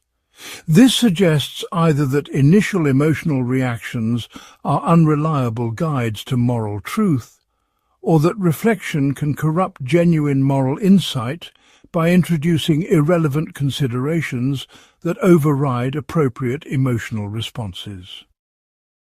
The calibration problem for moral emotions reveals systematic biases that affect their reliability as guides to evil recognition.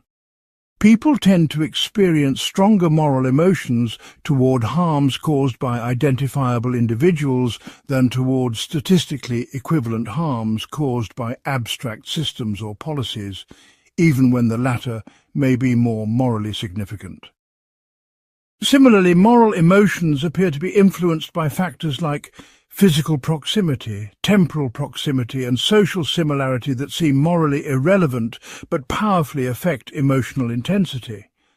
These biases suggest that moral emotions may be better understood as evolved psychological mechanisms designed for small-scale social cooperation, rather than as reliable guides to moral facts in complex modern social environments.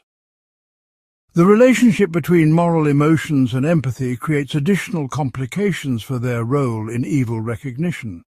Empathy allows us to understand and share the emotions of others, potentially providing crucial information about how actions affect victims and what makes certain treatments harmful or degrading. Yet empathy appears to be selective and biased toward those who are similar to us or psychologically salient, creating systematic blind spots in moral judgment that may obscure genuine evil or create false perceptions of evil where none exists. Furthermore, some forms of evil may specifically target empathetic responses, manipulating them to facilitate harmful actions or prevent appropriate moral condemnation. The social dimension of moral emotions reveals how they function not just as individual responses to evil, but as forms of moral communication and social coordination. Expressing moral indignation or horror serves to communicate moral judgments to others, coordinate social responses to wrongdoing, and reinforce shared moral standards within communities. This social function may be more important than any individual epistemic role that moral emotions play, suggesting that their value lies in facilitating moral cooperation rather than providing moral knowledge. However, this social function can also corrupt moral emotions when they become tools for manipulation, scapegoating, or the enforcement of unjust social hierarchies rather than genuine responses to moral wrongdoing. The intensity problem for moral emotions raises questions about their proportionality to the moral significance of different types of evil. Moral emotions often respond more strongly to vivid, immediate, or personally relevant forms of wrongdoing than to abstract or distant evils that may be objectively more serious. This suggests that emotional intensity may be a poor guide to moral priority, leading to misallocation of moral attention and resources toward less significant problems that happen to trigger strong emotional responses. Yet the alternative of discounting emotional intensity in favor of abstract moral calculation risks losing important information about what makes certain actions particularly harmful or degrading from the perspective of those who experience them. The educability of moral emotions suggests that they may be neither purely natural responses nor completely arbitrary cultural constructions, but rather natural capacities that can be shaped and refined through moral education and experience. People can learn to feel appropriate moral emotions toward previously unrecognized forms of evil, and to moderate emotional responses that prove unreliable or disproportionate. This plasticity provides hope that moral emotions can be improved as sources of moral guidance. But it also raises questions about what counts as improvement and whether there are objective standards for calibrating emotional responses to moral facts. The educability of moral emotions may be crucial for addressing new forms of evil that arise through technological change or social development, but were not present in the evolutionary environments that shaped our natural emotional capacities. Part 12. The relationship between evil and suffering. The conceptual relationship between evil and suffering appears both intimate and problematic, since suffering seems necessary for most paradigm cases of evil, while also being insufficient to constitute evil in itself. Natural disasters cause immense suffering without involving moral agency, while some evil acts like betrayal or humiliation may cause relatively little physical suffering, but still strike us as seriously wrong. This suggests that evil requires more than mere suffering, perhaps suffering caused by moral agents, or suffering that violates dignity, or suffering that serves no constructive purpose. However, each proposed refinement faces counterexamples and logical difficulties that reveal the complexity of connecting suffering to moral evaluation in systematic ways. The sufficiency problem for suffering-based accounts of evil emerges immediately when considering cases of suffering that do not appear to involve moral wrongdoing. Medical procedures often cause significant suffering, but serve beneficial purposes that justify the pain involved, making them morally praiseworthy rather than evil. Similarly, appropriate punishment necessary self-defense and constructive criticism may cause suffering to their targets while remaining morally justified or even required. This suggests that suffering alone cannot determine evil. We need additional criteria involving purpose, justification, or the relationship between suffering and broader moral considerations. Examining the necessity of suffering for evil reveals cases that challenge simple, suffering-based accounts while supporting more complex relationships between evil and harm. Someone who attempts murder but fails due to circumstances beyond their control seems to perform an evil act despite causing no actual suffering to their intended victim. Similarly, successful deception may cause no immediate suffering if the victim never discovers the lie, yet the deception appears to wrong the victim by violating their autonomy and dignity. These cases suggest that evil may depend on factors like intention, character, or the violation of moral relationships that can exist independently of actual suffering, though they typically involve the risk or intention of causing suffering. The quality versus quantity problem for suffering in evil acts raises questions about how different types of suffering should be weighed against each other in moral evaluation. Physical pain, emotional distress, loss of opportunity, violation of dignity, and destruction of relationships represent different types of suffering that resist simple quantitative comparison. Someone who causes severe physical pain may seem less evil than someone who destroys another's reputation or corrupts their moral character, even if the physical pain is more intense, suggesting that the moral significance of suffering depends partly on its type, rather than just its quantity. However, developing principled ways to compare different types of suffering requires controversial assumptions about human nature, moral priorities, and the relative importance of different aspects of human flourishing. Testing suffering-based approaches against cases involving collective and institutional evil reveals additional complexities in connecting individual suffering to moral evaluation. Systems that cause widespread suffering through their normal operation may be more evil than individual acts that cause intense suffering to particular victims. Yet the diffuse nature of systemic suffering makes it difficult to assess using frameworks designed for evaluating individual actions. Furthermore, the temporal distribution of suffering matters morally. Systems that cause moderate ongoing suffering may be worse than those causing intense but brief suffering.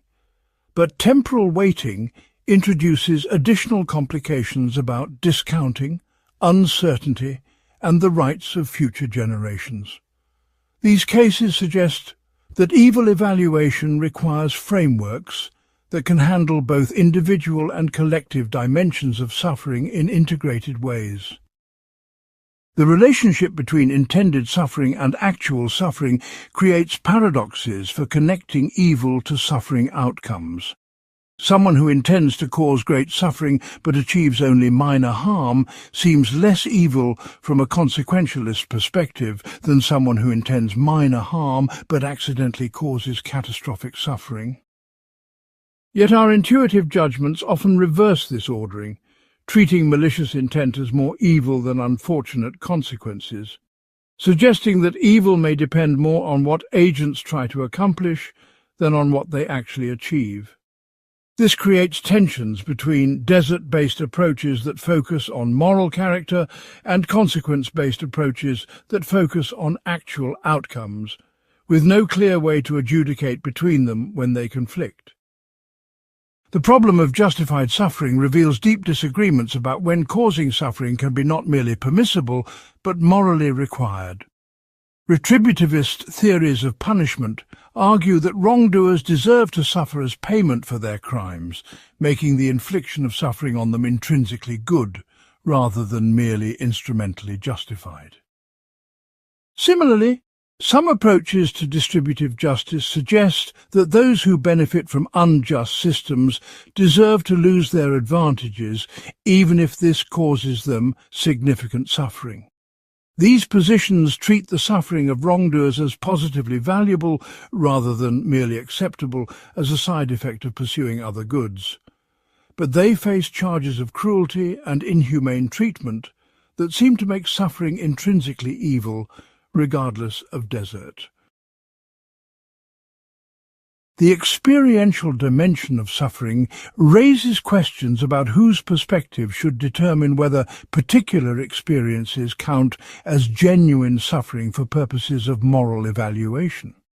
Some people report that experiences others would consider intensely painful, such as extreme physical challenges or ascetic practices, are actually sources of meaning and satisfaction rather than genuine suffering.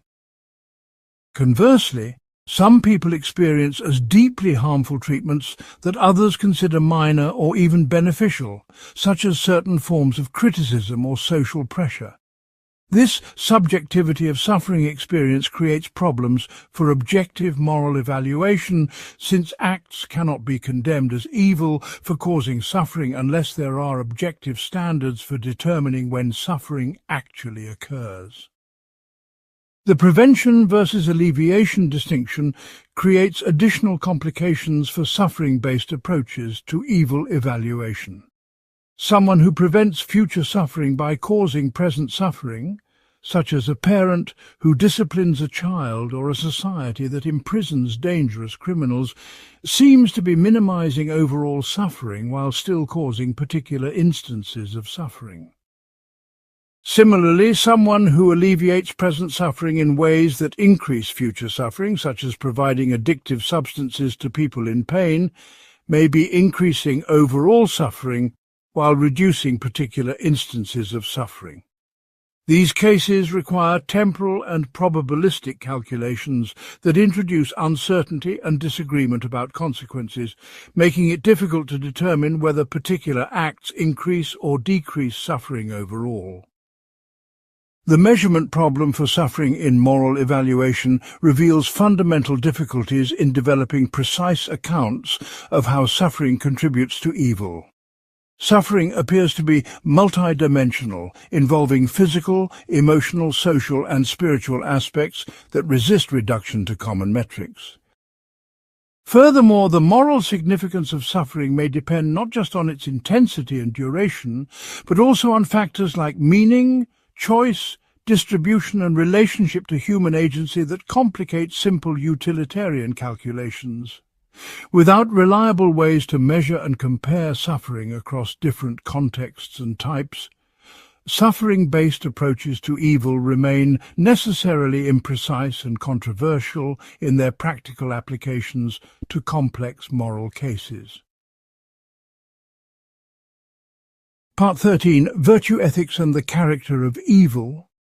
Virtue ethics approaches evil through the lens of character rather than actions or consequences, treating evil as a manifestation of vicious character traits that corrupt human flourishing and prevent the realization of human excellence. According to this framework, someone is evil not primarily because they perform particular harmful actions, but because they possess stable dispositions towards vice that systematically distort their responses to moral situations. This character-based approach promises to capture the unity and persistence of evil across different contexts, while explaining why we judge some people as evil persons rather than merely as performers of evil acts. However, virtue-based approaches face serious difficulties in defining vices precisely, explaining moral responsibility for character traits, and handling cases where virtuous character traits conflict with each other or lead to harmful outcomes. The unity of virtue thesis creates logical problems for virtue ethics approaches to evil by suggesting that genuine virtue requires excellence in all moral dimensions simultaneously. If virtues are interconnected such that possessing one virtue genuinely requires possessing all others, Then vice should similarly be unified, making partial evil or mixed character impossible. Yet empirical observation reveals that people often display genuine virtues in some domains while exhibiting serious vices in others. Someone might be consistently honest and compassionate, but also cowardly and proud. The virtue approach must either abandon the unity thesis and explain how virtues and vices can exist independently, or defend the thesis and explain away apparent cases of mixed character as involving only apparent rather than genuine virtues. The development problem for character-based evil raises questions about moral responsibility for traits that form gradually through processes that extend beyond individual control. Character traits result from complex interactions between genetic predispositions, early childhood experiences, cultural influences, and countless individual choices over extended periods of time. While people make particular choices that contribute to character formation, the overall trajectory of character development depends heavily on factors beyond their control, especially during formative periods when moral agency is not fully developed. This creates difficulties for holding people responsible for evil character traits that may have been substantially determined before they possessed full moral agency, yet continue to influence their behavior throughout their adult lives. Testing virtue ethics against cases involving situational influences on behavior reveals tensions between character-based explanations of evil and empirical evidence about the power of circumstances to influence moral behavior. Social psychology experiments demonstrate that ordinary people can be induced to perform harmful actions through situational pressures like authority commands, peer pressure, or institutional roles, even when these actions conflict with their apparent moral character. These findings suggest that behavior may depend more on situational factors than on stable character traits, challenging the virtue ethics assumption that evil acts primarily reflect evil character rather than evil circumstances.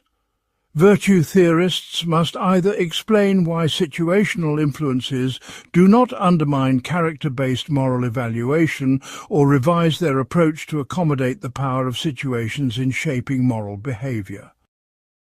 The specification problem for vices creates difficulties in determining which character traits count as genuinely evil versus merely imperfect or unfortunate. Traditional vice lists include traits like pride, greed, wrath, and cruelty, but these categories are often vague and culturally variable in ways that make precise moral evaluation difficult. Furthermore, many apparent vices may be virtues in inappropriate contexts. Courage can become recklessness, generosity can become enabling, and justice can become rigid inflexibility when taken to extremes or applied inappropriately. This suggests that vices may not be intrinsic character traits, but rather virtues that are misdirected, excessive, or contextually inappropriate, complicating simple, character-based approaches to evil evaluation. The relationship between evil character and evil actions creates logical puzzles about the priority of character versus behavior in moral evaluation. Virtue ethics suggests that actions are evil because they flow from evil character, but we typically infer evil character from observing evil actions, creating potential circularity in moral judgment.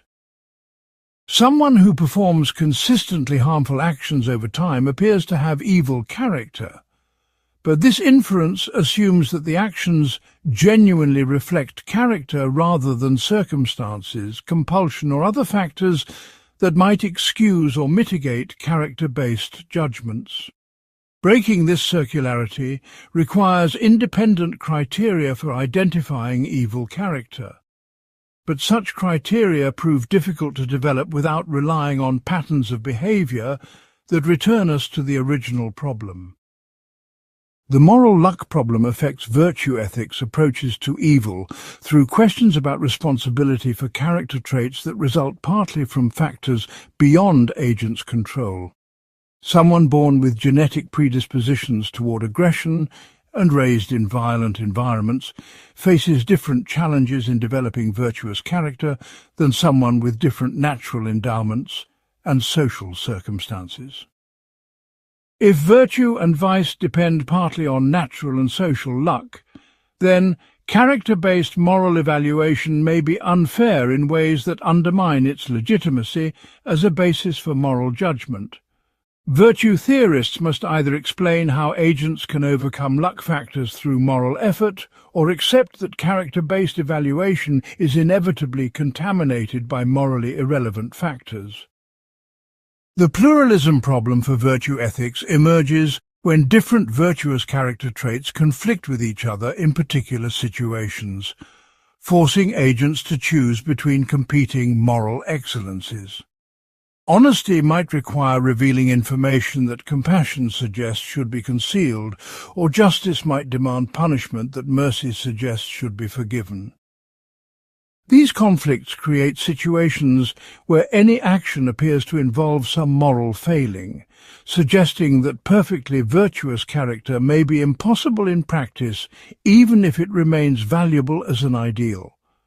The problem becomes more acute for evil character, since vices might sometimes conflict in ways that prevent agents from being completely vicious, creating mixed character that resists simple moral evaluation through virtue frameworks. The cultural relativity of virtue concepts creates challenges for virtue-based approaches to evil that seek universal moral truths rather than merely culturally relative evaluations. Different cultures emphasize different virtues and define the same virtue terms differently, leading to systematic disagreement about which character traits should be considered virtuous versus vicious. What some cultures treat as appropriately assertive, others condemn as aggressively domineering, and what some cultures praise as properly respectful, others criticize as submissively weak. These cultural differences suggest either that virtue concepts are inevitably relative to particular social contexts, or that cross-cultural moral evaluation requires controversial claims about which cultural approaches to virtue are superior to others. The relationship between individual virtue and social institutions raises questions about how character-based approaches to evil should handle collective and systemic forms of wrongdoing. Evil institutions may corrupt the character of individuals who participate in them, but they may also result from the aggregation of individually minor character flaws in ways that create systematic harm exceeding what any individual intends or controls. Furthermore, virtuous individuals may be powerless to prevent institutional evil, or may find that their individual virtue is ineffective in contexts where systemic factors determine outcomes regardless of individual character. This suggests that character-based approaches to evil need supplementation with institutional and structural analyses that can address forms of wrongdoing that transcend individual moral psychology while remaining connected to questions about human character and moral development. Part 14. Collective Evil and Institutional Responsibility. The phenomenon of collective evil challenges individualistic approaches to moral philosophy by revealing how groups, institutions and social systems can perpetrate systematic wrongdoing that exceeds what any individual member intends, controls, or could accomplish alone. Collective evil often emerges through the interaction of individually minor moral failures, structural incentives that reward harmful behavior, and diffusion of responsibility that prevents anyone from being held fully accountable for group outcomes. This creates logical problems for traditional moral frameworks that focus on individual agency, since collective evil appears to involve genuine moral wrongdoing that cannot be reduced to the sum of individual moral failures without remainder.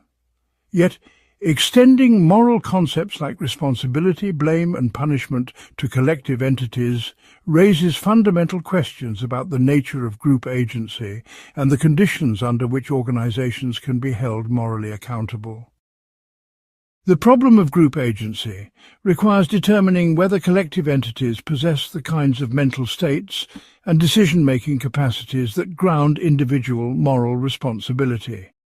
Individual moral responsibility typically presupposes belief, desire, intention, and rational reflection that enable agents to understand moral requirements and choose how to respond to them. Groups and institutions appear to have decision-making procedures, organizational goals, and collective beliefs embodied in their policies and practices, but it remains unclear whether these institutional features constitute genuine agency comparable to individual agency. If groups lack genuine agency, then attributing moral responsibility to them involves problematic anthropomorphization. But if they possess genuine agency, we need accounts of how collective mental states relate to the mental states of individual members. Testing theories of collective responsibility against cases involving corporate wrongdoing reveals the complexity of assigning moral accountability across organizational hierarchies. When a corporation causes environmental damage through systematic cost-cutting and regulatory avoidance, responsibility appears distributed among executives who set policies, managers who implement them, employees who carry out specific tasks, and shareholders who benefit from profits. Yet no individual may fully intend or control the harmful outcome, and each person's contribution may be minor relative to the overall harm caused. This distributed responsibility creates problems for punishment and compensation that require identifying specific parties who should bear costs. Yet simple aggregation of individual contributions may miss emergent properties of organizational action that exceed individual moral psychology. The temporal dimension of collective evil creates additional complications for moral assessment and response. Institutional practices often persist across generations of participants, creating continuity of harmful effects, even as individual membership changes completely over time. Current members of institutions may inherit practices they did not design and consequences of past decisions they did not make, raising questions about their responsibility for ongoing institutional harm. Similarly, victims of collective evil may suffer consequences long after the original perpetrators have died or moved on, creating problems for restorative justice that requires identifying appropriate parties to bear responsibility for repair and compensation. The emergence problem for collective evil reveals how individual actions that appear morally acceptable in isolation can combine to create systematic harm that exceeds anyone's intention or control. Market transactions that are individually voluntary and mutually beneficial may collectively generate environmental degradation, economic inequality, or social instability that no one desires or chooses. Similarly, individual career decisions, consumption choices, and political actions may contribute to collective patterns that undermine social cooperation and human flourishing, even when each individual acts reasonably given their circumstances and information. This suggests that collective evil may be an emergent property of social systems, rather than simply the aggregation of individual evil acts, requiring different frameworks for moral evaluation and social response. The complicity problem arises when individuals participate in collective evil without directly intending or controlling harmful outcomes, but while benefiting from systems that produce such outcomes. Citizens of wealthy nations benefit from economic and political systems that may contribute to global poverty and environmental degradation, making them potentially complicit in collective harm, even if their individual contributions are minor. and their intentions are benevolent. Similarly, consumers, employees, and investors may be implicated in institutional practices they oppose but feel powerless to change, creating moral dilemmas about the extent of individual responsibility for collective outcomes. Determining appropriate degrees of complicity requires balancing individual agency and choice against systemic constraints and collective action problems that limit what individuals can accomplish alone. The prevention problem for collective evil involves coordination challenges that make it difficult for individuals to address systematic wrongdoing, even when they recognize its existence and moral significance. Someone who withdraws from harmful institutional practices may simply be replaced by others, making their individual action ineffective, while potentially sacrificing their ability to influence institutional change from within. Collective action to reform institutions requires coordination among multiple parties who may have different interests, beliefs, and levels of commitment, creating free-rider problems where everyone benefits if others act, but individuals have incentives to avoid costly participation themselves. These coordination problems suggest that addressing collective evil may require institutional solutions and social mechanisms that can overcome individual rational choice limitations rather than relying primarily on individual moral choice. The punishment problem for collective evil raises questions about how to respond appropriately to wrongdoing when individual participants deserve different degrees of blame and punishment. Collective punishment that treats all members of harmful groups equally seems unfair to those who resisted or played minor roles, while individual punishment that ignores collective dimensions may be insufficient to address systematic harm and prevent recurrence. Furthermore, some collective entities like corporations or governments may survive changes in membership, making it unclear whether organizational punishment affects the right parties or simply shifts costs to innocent parties who had no involvement in original wrongdoing.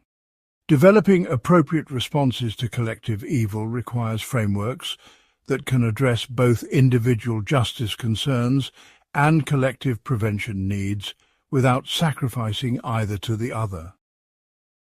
The reform problem involves determining how to change institutions and social practices that generate collective evil while preserving beneficial aspects of social cooperation and organization. Most institutions serve some legitimate purposes even when they also produce harmful side effects, creating trade-offs between preventing specific forms of collective evil and maintaining social functions that people value and depend upon.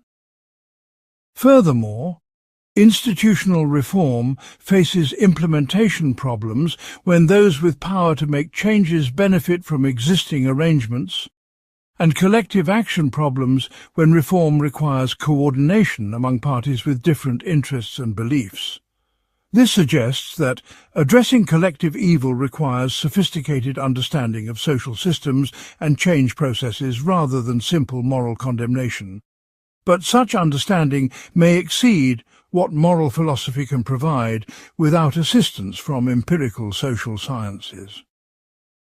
The relationship between collective evil and individual moral development raises questions about how participation in harmful institutions affects individual character and moral responsibility over time.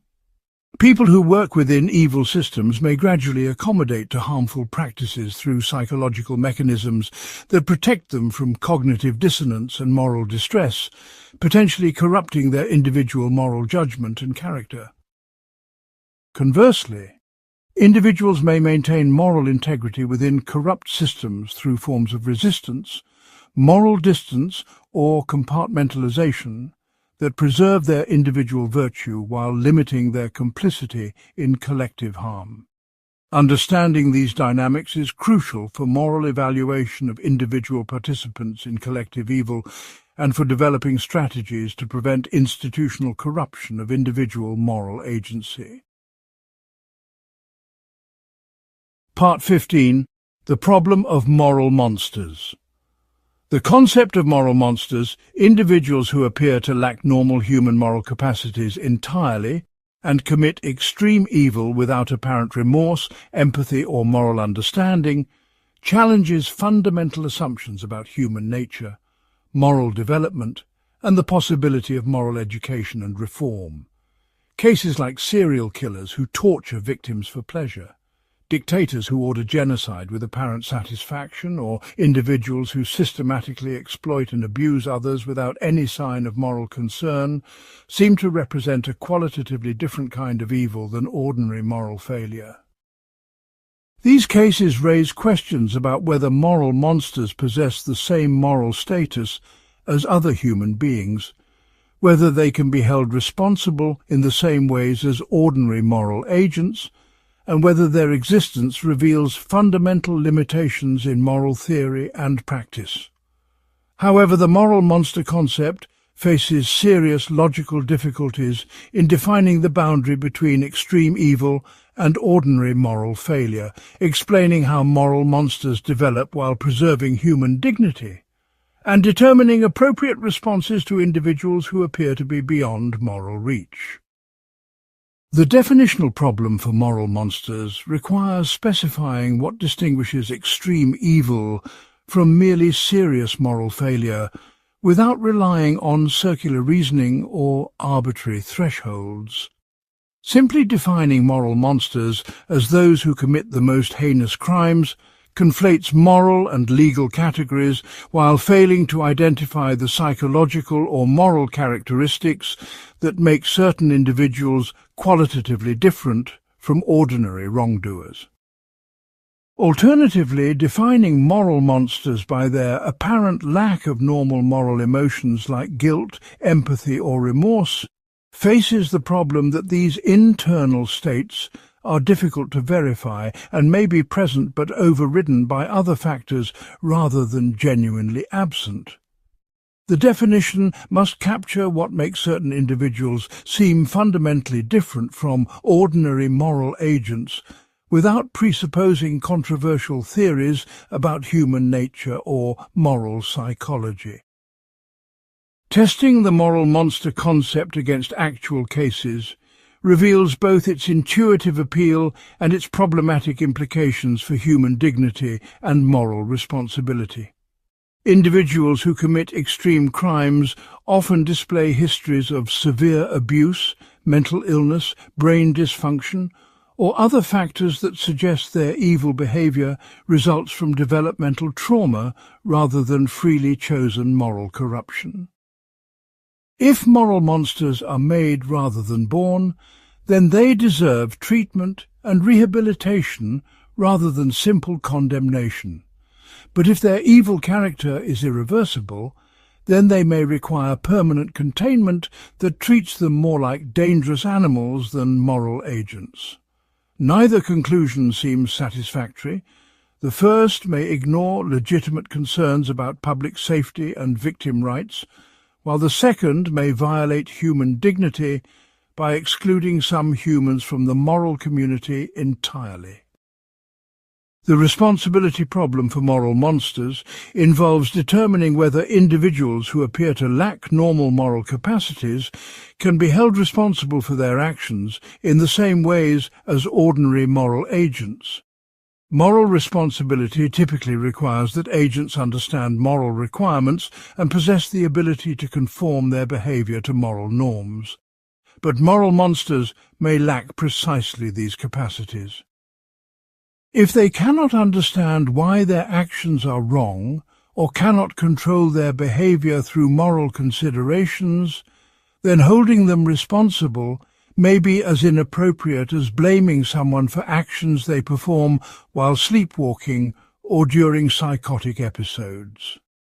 Yet the extreme harm caused by moral monsters and their apparent rationality in other domains suggest they retain enough agency to ground some form of moral accountability, even if it differs from ordinary responsibility attributions. The development problem asks how moral monsters emerge from ordinary human developmental processes, while preserving assumptions about fundamental human moral equality and potential. If all humans are born with similar moral capacities, then moral monsters must result from developmental failures that could theoretically be prevented through appropriate intervention and support. This suggests that moral monsters represent failures of society, family, or individual development rather than intrinsic evil character, making them victims as well as perpetrators and calling for therapeutic rather than purely punitive responses. However, this developmental account faces difficulties in explaining why some individuals who experience similar developmental trauma do not become moral monsters, and why therapeutic interventions often prove ineffective for extreme cases, even when applied extensively and skillfully. The treatment problem involves determining appropriate responses to moral monsters that balance public safety, victim rights, human dignity and possibilities for moral reform.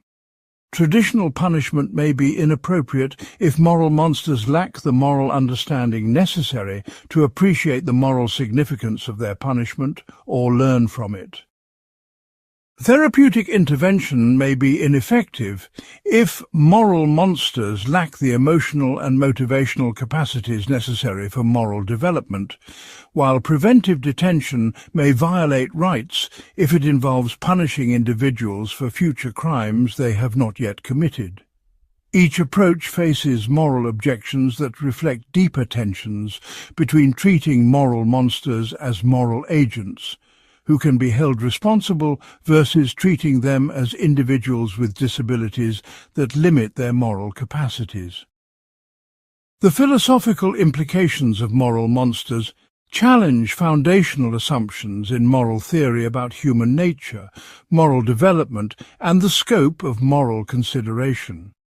If moral monsters exist as genuine natural phenomena, rather than merely social constructions or misunderstandings, they suggest that human moral capacity may be more variable and fragile than many moral theories assume. This variability poses problems for universalistic moral theories that attempt to derive moral principles from shared human nature, since moral monsters may not share the psychological capacities that ground these derivations.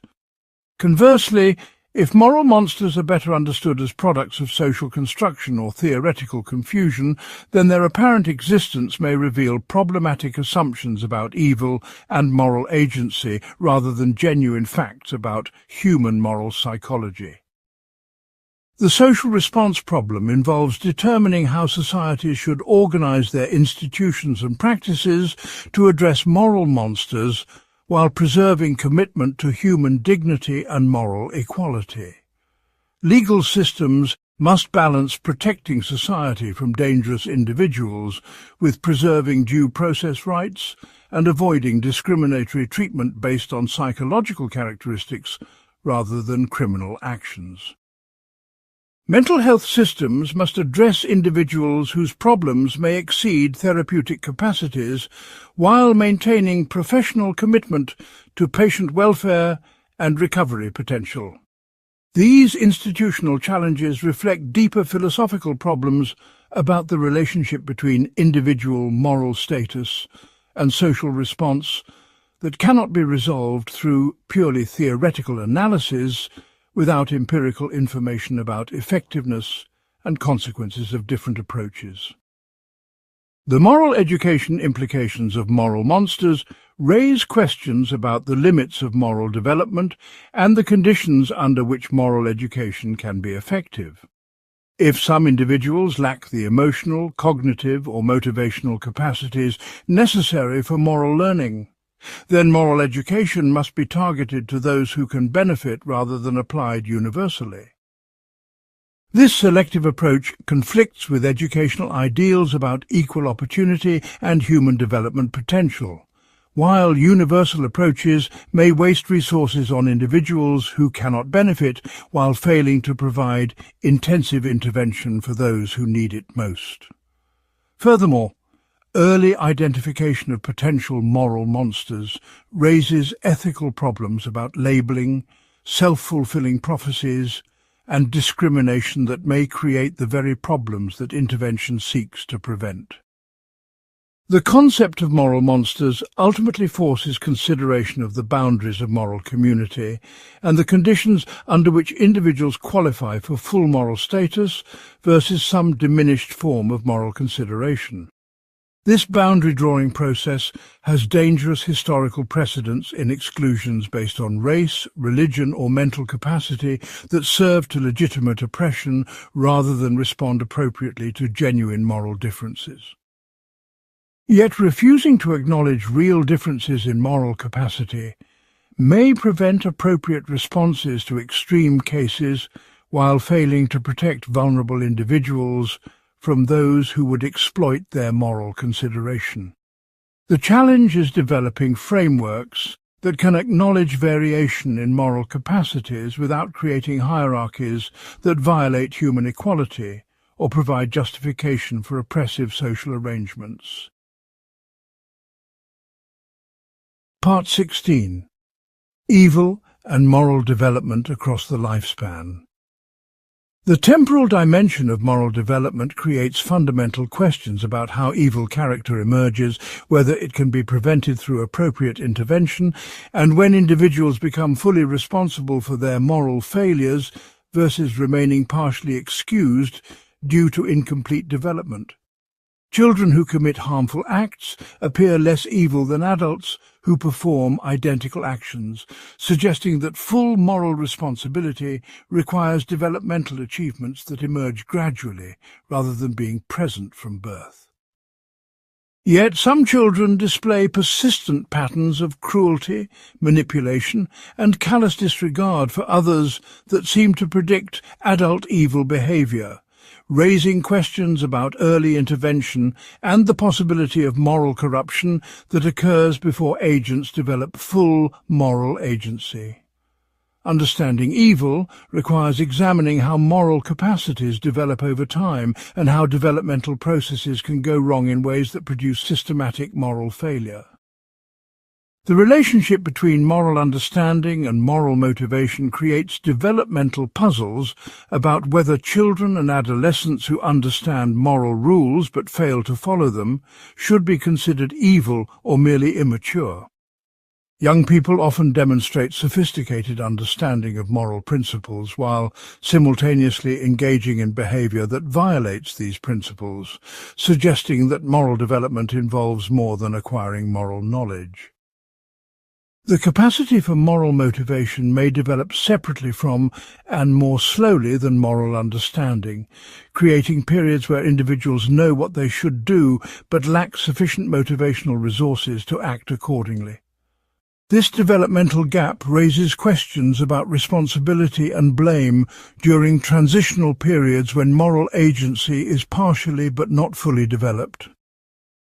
Testing developmental accounts of evil against cases involving childhood trauma and adverse experiences reveals complex interactions between environmental influences and individual moral development.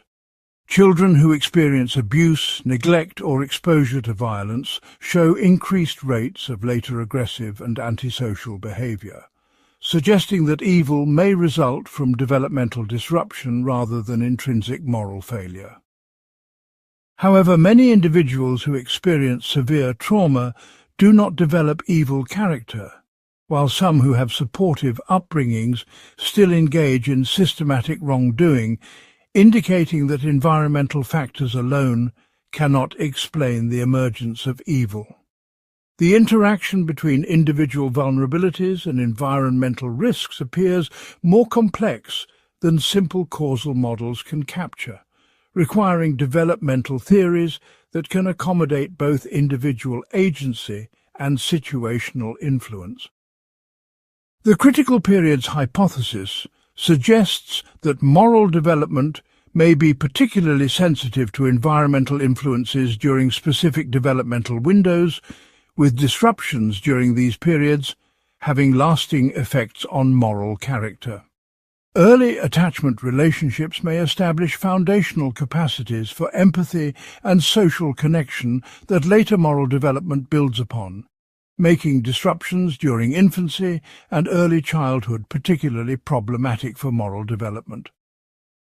Similarly, adolescent brain development may represent a critical period for moral reasoning and impulse control, suggesting that interventions during this period could be particularly effective in preventing evil character formation. Yet the critical periods hypothesis faces difficulties in specifying exactly when these periods occur and how to design interventions that can effectively address developmental problems during sensitive windows. The stability problem for moral character asks whether evil traits that develop early in life are permanent or can be changed through later moral development and intervention. Some research suggests that personality traits and behavioral patterns become increasingly stable with age, implying that evil character may be difficult to change once it becomes established during childhood or adolescence. This stability could result from neurological development that makes certain patterns of thinking and feeling increasingly automatic, or from social processes that reinforce existing character traits through reputation effects and social selection. However, cases of dramatic moral conversion and successful rehabilitation suggest that even apparently stable evil character may be changeable under appropriate conditions, though such changes may be rare and difficult to achieve reliably. The prevention problem involves determining when and how to intervene in moral development to prevent evil character formation while respecting individual autonomy and family rights. Early intervention might be most effective for preventing evil, but identifying children who are likely to develop evil character requires prediction methods that may stigmatize individuals based on factors beyond their control. Furthermore, effective prevention might require intensive and intrusive interventions that conflict with parental rights and individual privacy, creating trade-offs between preventing future harm and respecting current rights. The intervention must also be effective rather than merely well-intentioned, since ineffective programs may waste resources while providing false confidence that the problem is being addressed. The moral education implications of developmental approaches to evil involve questions about curriculum, methods and institutional design that can promote positive moral development while preventing moral corruption. Traditional moral education focuses on teaching moral rules and principles, but developmental perspectives suggest that moral character involves emotional, motivational, and behavioral components that require different educational approaches. Character education programs attempt to address these broader dimensions of moral development, but evaluating their effectiveness requires longitudinal studies that can track moral development over extended periods and distinguish genuine character change from temporary behavioral compliance. Furthermore, moral education occurs in social contexts that may either support or undermine educational efforts, requiring coordination between family, school, and community influences that can be difficult to achieve. The cultural dimension of moral development raises questions about whether evil represents universal developmental failure or culturally specific deviation from particular moral traditions.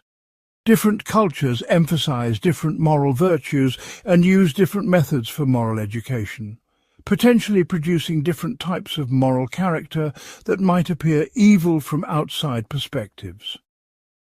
However, certain forms of cruelty and callousness appear to be condemned across cultures, suggesting some universal standards for moral development that transcend cultural variation. Understanding the relationship between universal and culturally specific aspects of moral development is crucial for designing educational approaches that can be effective across diverse social contexts while respecting legitimate cultural differences in moral emphasis. The neuroscience of moral development provides new perspectives on evil character formation by revealing the biological processes underlying moral behavior and their sensitivity to environmental influences. Brain imaging studies suggest that moral emotions, reasoning, and behavioral control depend on specific neural systems that develop gradually throughout childhood and adolescence.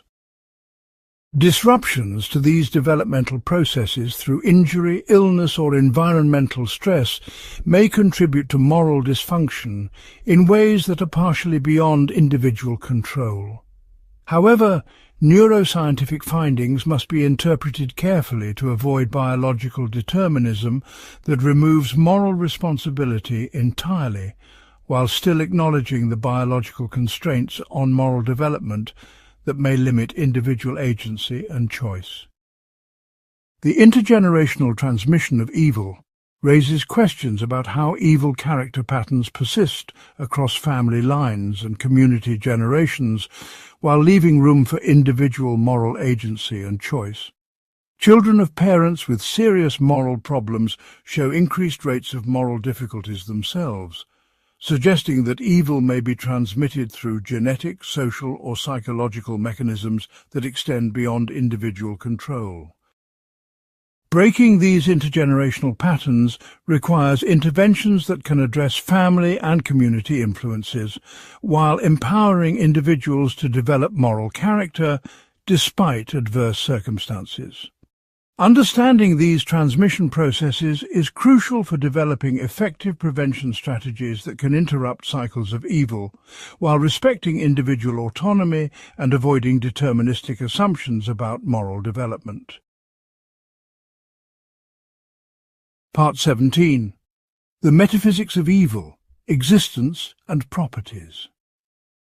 The metaphysical status of evil poses fundamental questions about whether evil exists as an objective feature of reality or merely represents human evaluative responses to morally neutral facts about suffering, harm, and conflict. Moral realists argue that evil possesses genuine objective existence comparable to other natural properties, making moral judgments about evil truth-apt claims that can be correct or incorrect independently of human attitudes and beliefs. Anti-realists contend that evil represents projected human emotions, cultural constructions, or evolutionary psychological mechanisms rather than objective moral facts, making evil discourse expressive or instrumental rather than descriptive of mind-independent reality. This metaphysical disagreement has implications for moral knowledge, moral motivation, and the possibility of moral progress that extend beyond purely theoretical concerns to practical questions about moral education, social policy, and interpersonal relationships. The objectivity problem for evil requires explaining how moral facts could exist independently of human consciousness while remaining accessible to human moral knowledge and motivationally relevant to human action. If evil exists objectively, it must be located somewhere in the natural order and connected to empirical facts in ways that allow investigation and verification of moral claims. Yet evil seems unlike paradigm objective properties like mass or electric charge, since it appears essentially evaluative rather than purely descriptive and seems to depend on conscious experience in ways that purely physical properties do not. Moral realists must either explain how evaluative properties can be genuinely objective or show how evil reduces to non-evaluative natural properties without losing its distinctively moral character. Testing moral realism against cases involving moral disagreement reveals challenges in explaining persistent disputes about evil if moral facts are genuinely objective and accessible to human reasoning. Thoughtful, informed, and morally serious people often disagree about whether particular actions, policies, or individuals should be condemned as evil, even when they possess the same factual information about relevant circumstances.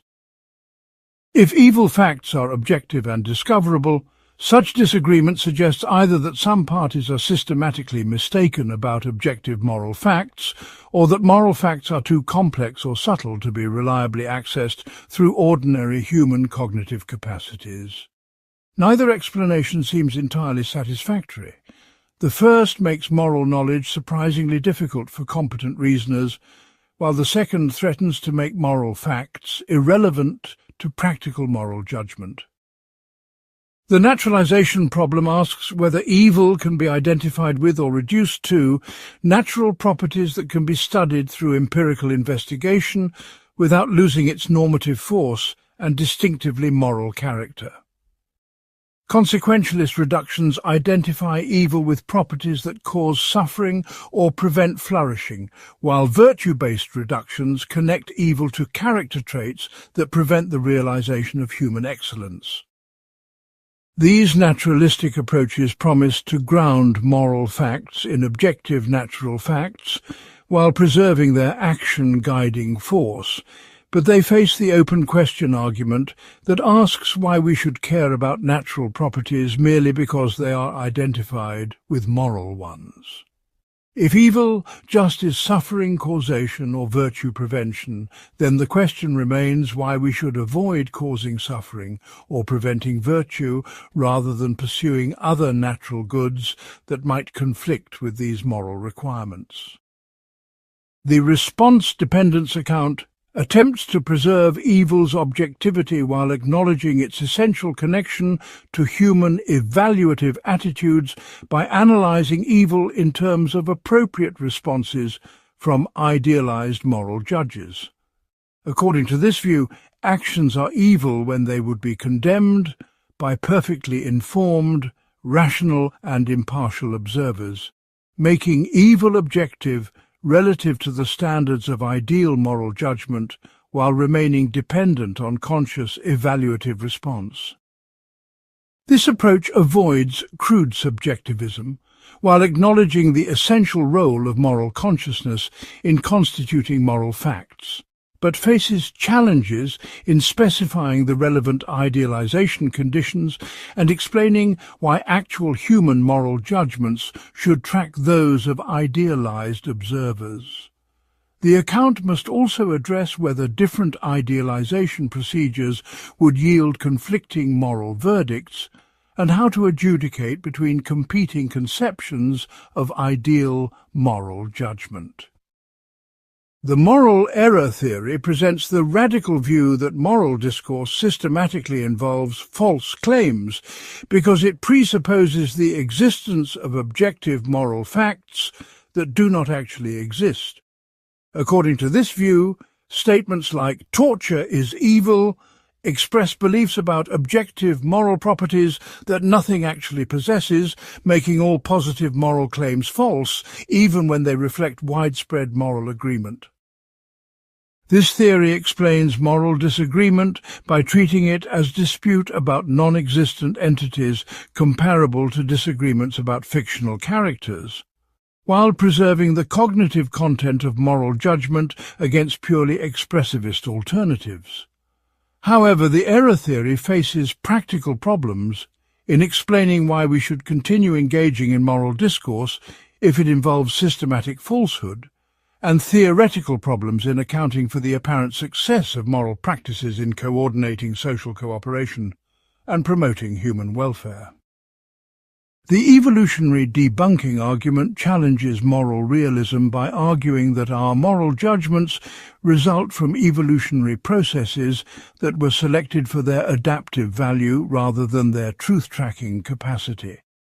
If beliefs about evil evolved because they promoted survival and reproduction rather than because they accurately represented objective moral facts, then the evolutionary explanation of these beliefs undermines their epistemic credentials.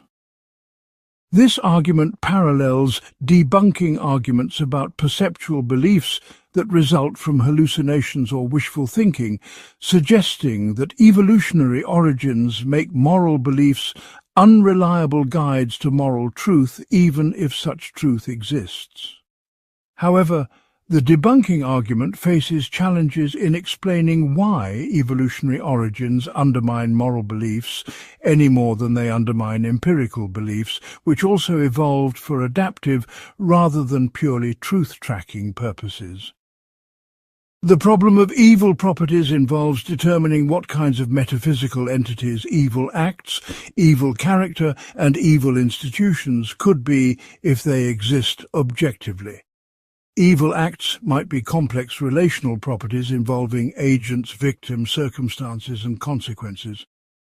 But specifying these relations precisely enough to ground objective moral facts proves difficult.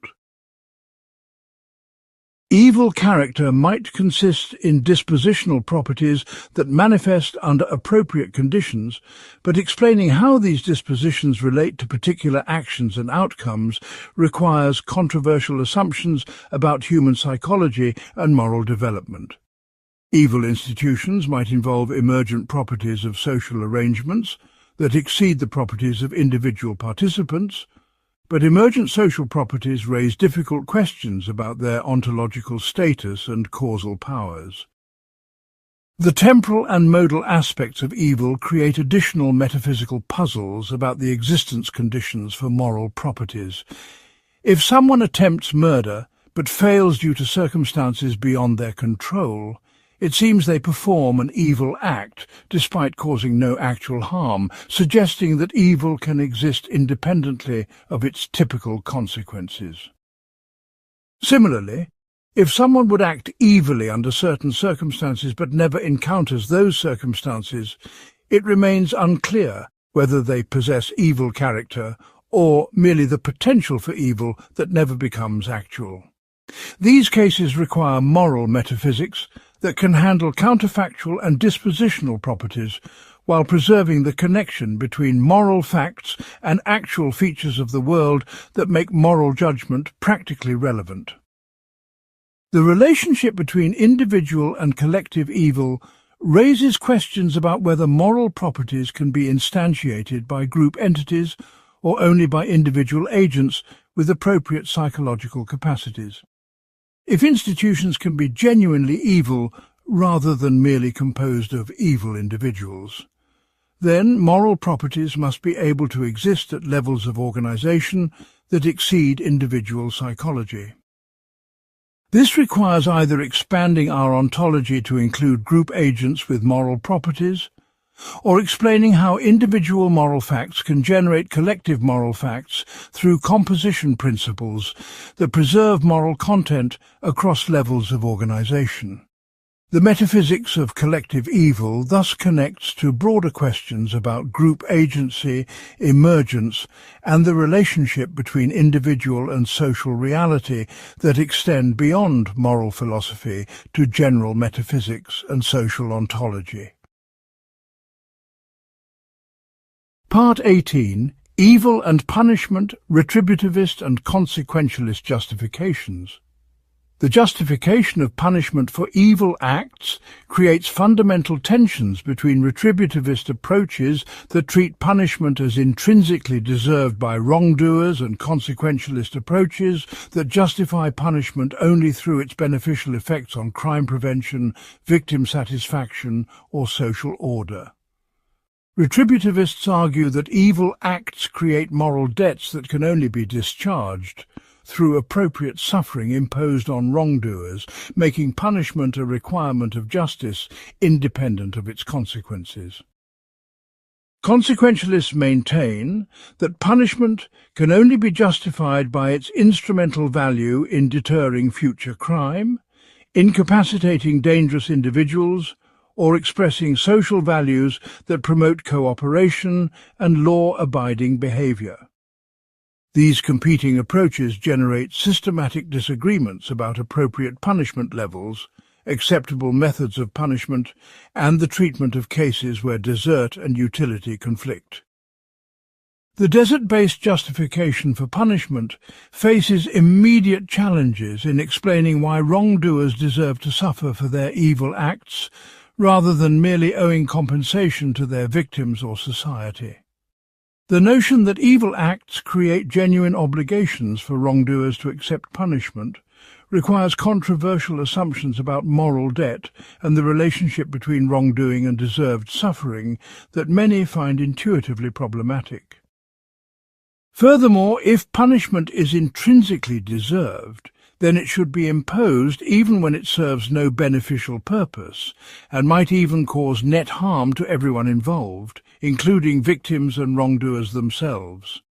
This commitment to punishment, despite harmful consequences, conflicts with widely shared moral intuitions about the importance of promoting human welfare and avoiding unnecessary suffering. Testing retributivist theories against cases involving moral luck reveals systematic problems in connecting punishment to moral desert. Two equally reckless drivers who make identical choices may deserve different punishments if one kills a pedestrian while the other does not, yet this difference depends on factors beyond either driver's control. If punishment should track moral desert rather than actual consequences, then cases with identical choices should receive identical punishment regardless of lucky or unlucky outcomes. Yet this implication conflicts with both legal practice and moral intuition, which typically treat successful wrongdoing as more serious than unsuccessful attempts, even when intention and effort remain constant. The proportionality problem for retributivist punishment requires explaining how different types and degrees of wrongdoing correspond to different types and degrees of appropriate punishment. Desert-based theories need principled methods for comparing the moral gravity of different evil acts and matching them to punishments of equivalent severity. But developing such methods proves extremely difficult. How should we compare financial fraud that ruins many families to violent assault that seriously injures one person? And how should either be matched to specific punishments like imprisonment, fines, or community service? Without reliable methods for making these comparisons, retributivist punishment becomes arbitrary in ways that undermine its claim to serve justice rather than mere social convenience or emotional satisfaction.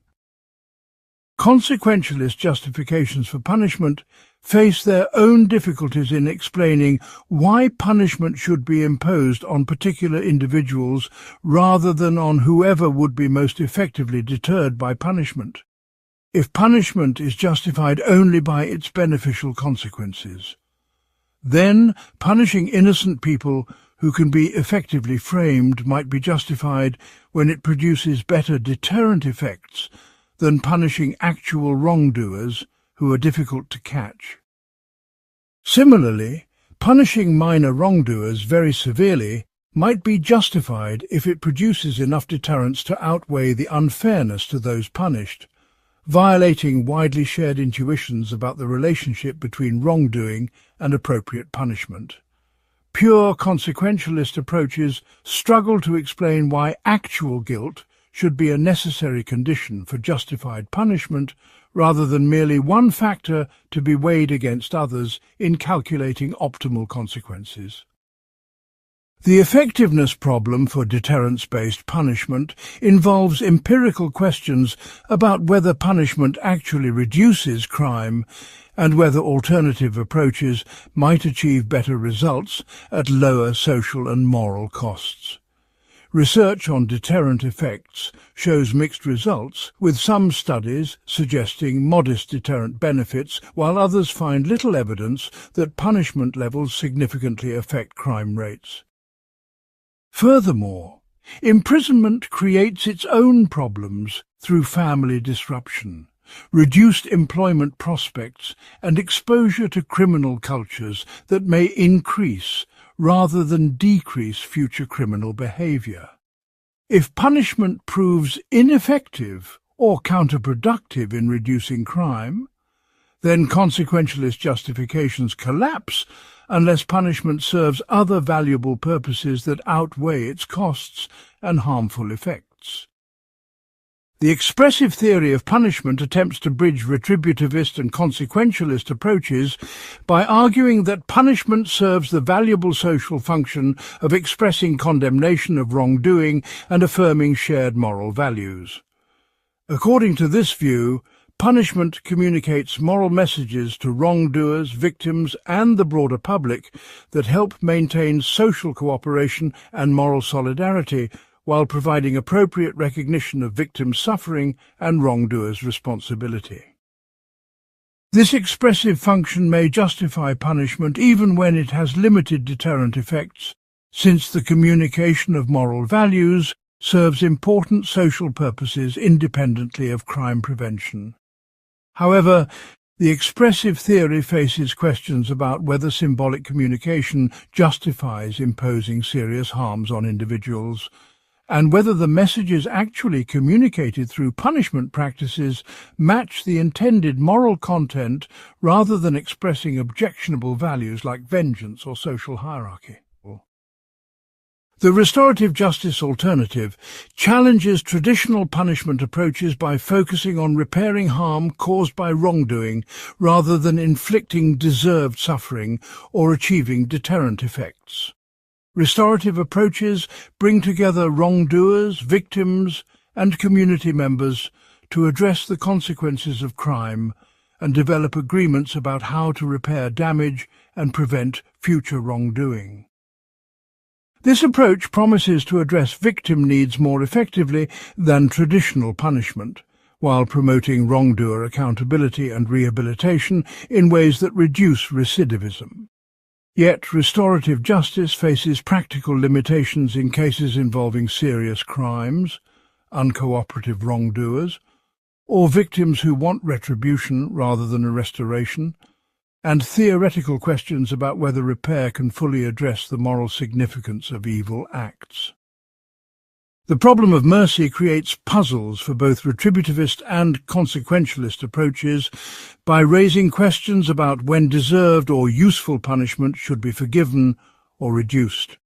Mercy appears to be a virtue that involves choosing not to impose deserved punishment in appropriate circumstances, but this conflicts with retributivist claims that justice requires imposing deserved punishment and consequentialist claims that punishment should be imposed whenever it produces optimal consequences.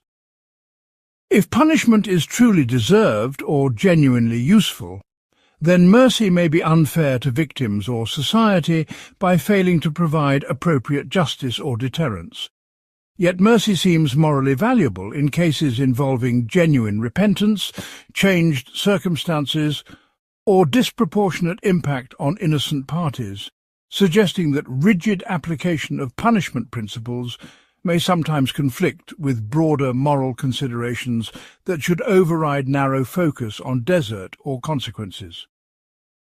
The institutional design problem for punishment involves creating systems that can implement justified punishment approaches while addressing practical constraints involving evidence, resources, error rates, and political pressures.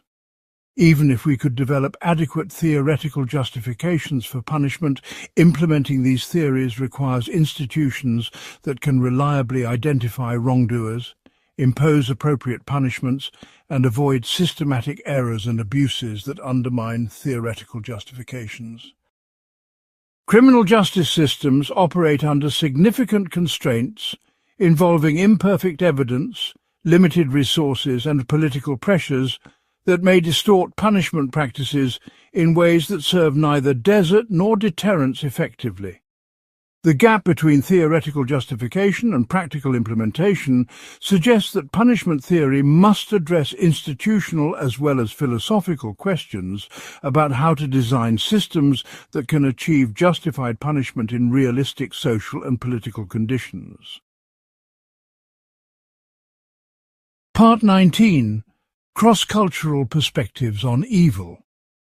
The comparative study of evil concepts across different cultural and religious traditions reveals both striking convergences and fundamental disagreements about what constitutes evil behavior, evil character, and appropriate responses to evil that challenge universalist approaches to moral philosophy.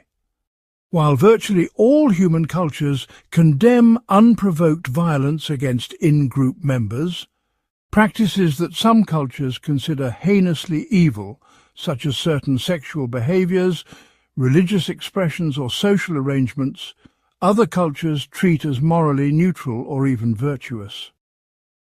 This variation raises questions about whether evil represents a universal human moral category with culturally variable applications, or a fundamentally culture-bound concept that cannot ground cross-cultural moral criticism or universal human rights claims.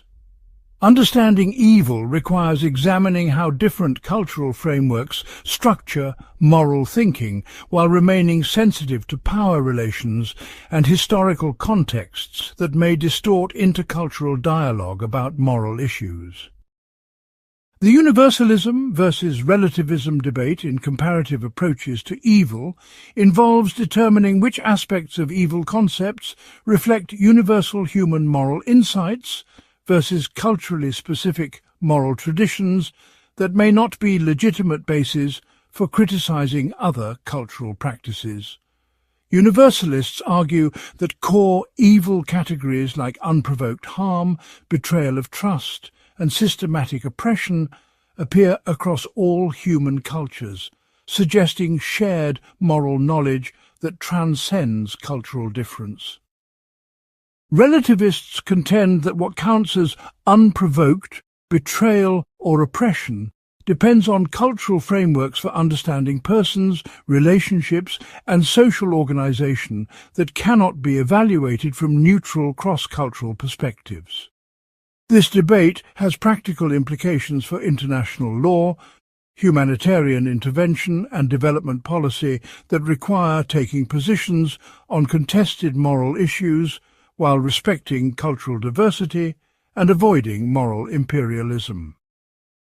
Testing universal evil claims against specific cultural practices reveals the complexity of making cross-cultural moral judgments without imposing particular cultural perspectives inappropriately.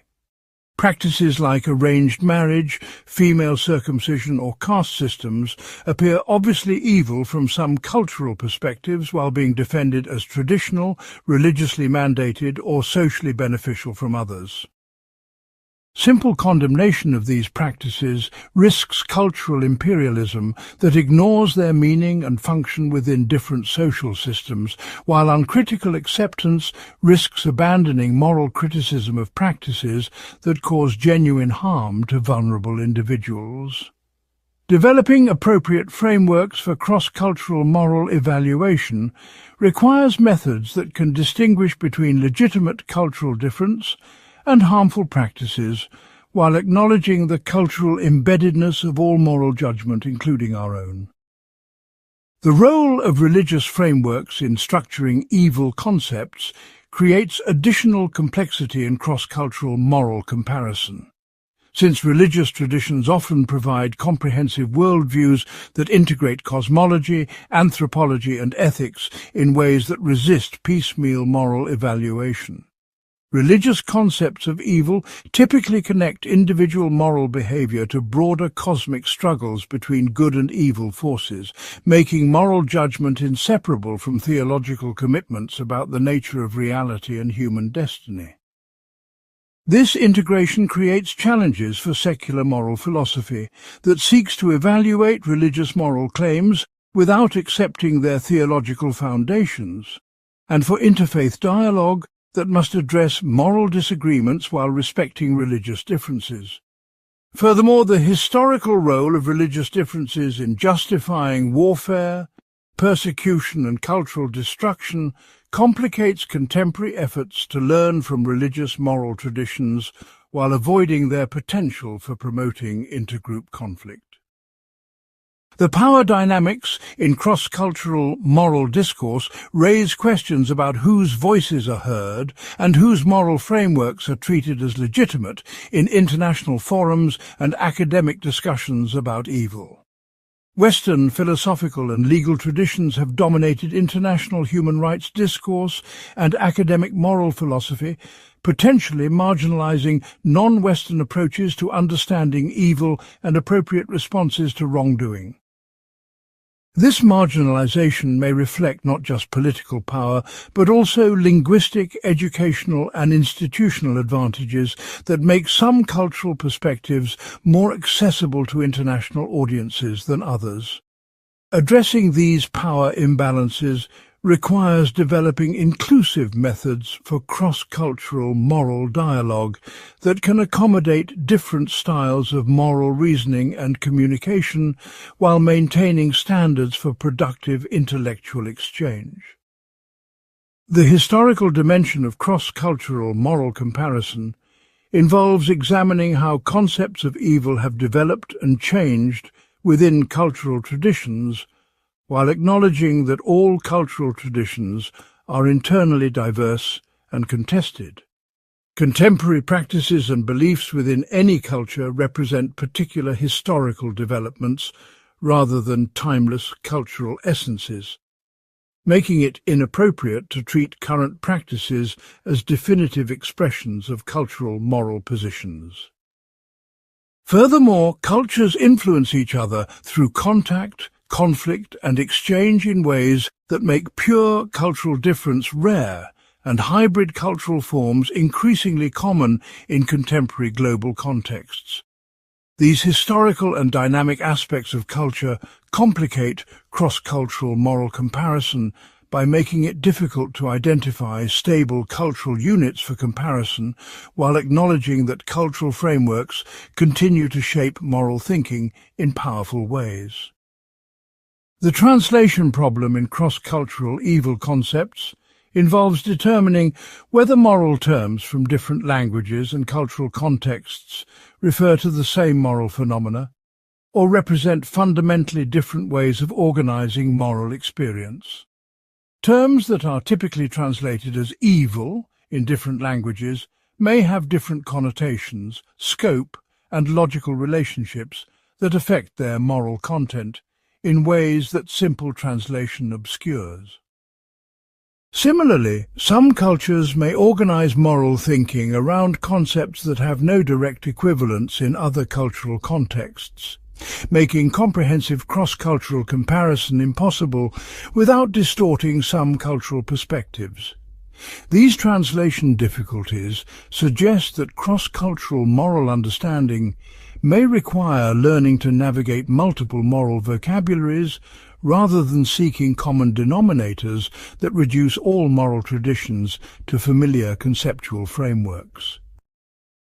The practical implications of cross-cultural perspectives on evil involve developing approaches to international cooperation, conflict resolution, and global governance that can accommodate moral diversity while addressing shared problems that require coordinated response. Issues like environmental degradation, economic inequality, and violent conflict affect all human communities, but may require solutions that respect different cultural values and priorities in ways that complicate simple, universal approaches. Similarly, international institutions for addressing serious crimes and human rights violations must balance universal standards with sensitivity to local contexts and meanings in ways that avoid both relativistic paralysis and cultural imperialism. These practical challenges suggest that cross-cultural approaches to evil must integrate theoretical understanding with practical problem-solving in ways that can promote human flourishing while respecting cultural diversity. The epistemological implications of cross-cultural evil studies raise questions about how exposure to different cultural perspectives should affect individual moral judgment and confidence in particular moral positions. Learning about cultural variation in evil concepts might promote moral humility and openness to different perspectives, but it might also undermine moral conviction and commitment in ways that prevent effective moral action. Furthermore, some cultural perspectives on evil may be more adequate than others for addressing contemporary moral challenges, making uncritical cultural relativism as problematic as uncritical moral universalism. Navigating these epistemological challenges requires developing frameworks for learning from cultural diversity while maintaining capacity for moral judgment and action that can address serious moral problems effectively. The methodological challenges in cross-cultural evil studies involve developing research approaches that can investigate moral concepts across different cultural contexts without imposing inappropriate theoretical frameworks or missing important cultural meanings. Anthropological methods that emphasize thick description and cultural context may capture important nuances, but make cross-cultural comparison difficult, while philosophical methods that emphasize logical analysis and theoretical generalization may miss culturally specific meanings and functions. Integrating these different methodological approaches requires collaborative research that brings together scholars from different disciplines and cultural backgrounds in ways that can promote mutual understanding while maintaining intellectual rigor.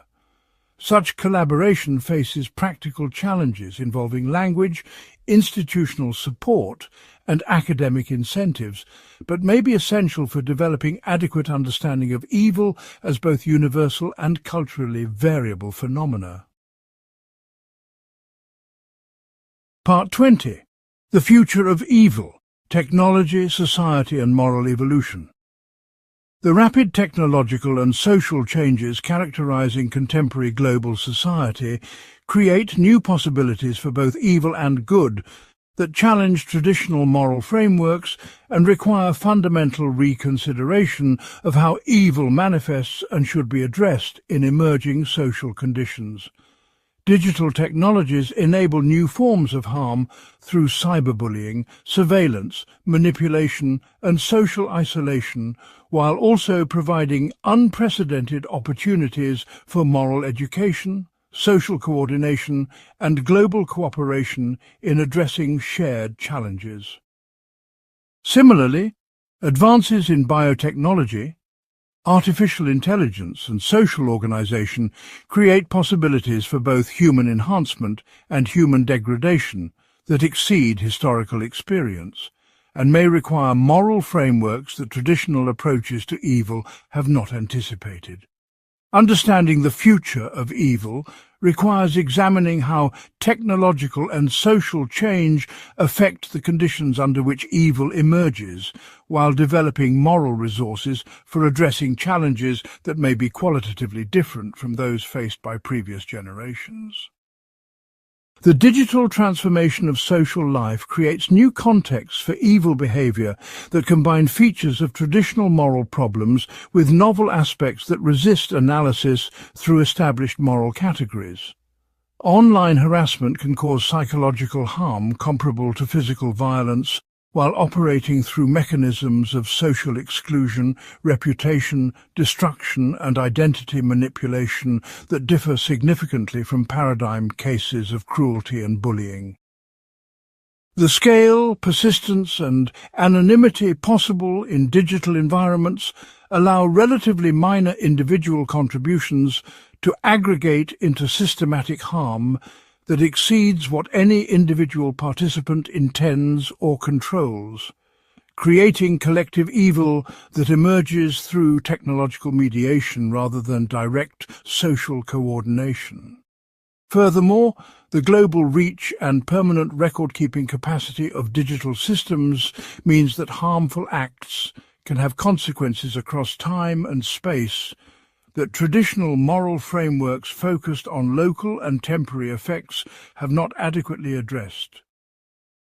The artificial intelligence revolution raises fundamental questions about moral agency and responsibility that may require reconceptualizing evil to accommodate non-human agents that can cause significant harm through autonomous decision-making.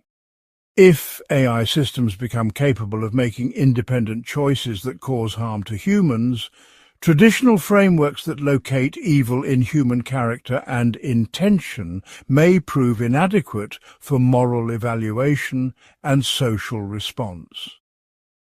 The distributed nature of AI system development, training and deployment creates complex responsibility attribution problems, where programmers, trainers, users, and the systems themselves all contribute to harmful outcomes in ways that resist traditional moral analysis. Furthermore, AI systems may be capable of forms of manipulation, deception, and harm that exceed human psychological and intellectual capacities, creating power asymmetries that traditional approaches to evil have not anticipated and may not be able to address adequately. The biotechnology possibilities for human enhancement and modification raise questions about whether evil should be addressed through moral education and social reform or through direct biological intervention that alters the psychological and cognitive foundations of moral behavior. If evil results from specific neural patterns, genetic predispositions, or biochemical imbalances, then medical or technological interventions might prove more effective than traditional moral approaches for preventing and treating evil behavior. However, biological approaches to moral improvement raise serious questions about human freedom, dignity, and authenticity that may make them worse than the evils they seek to address.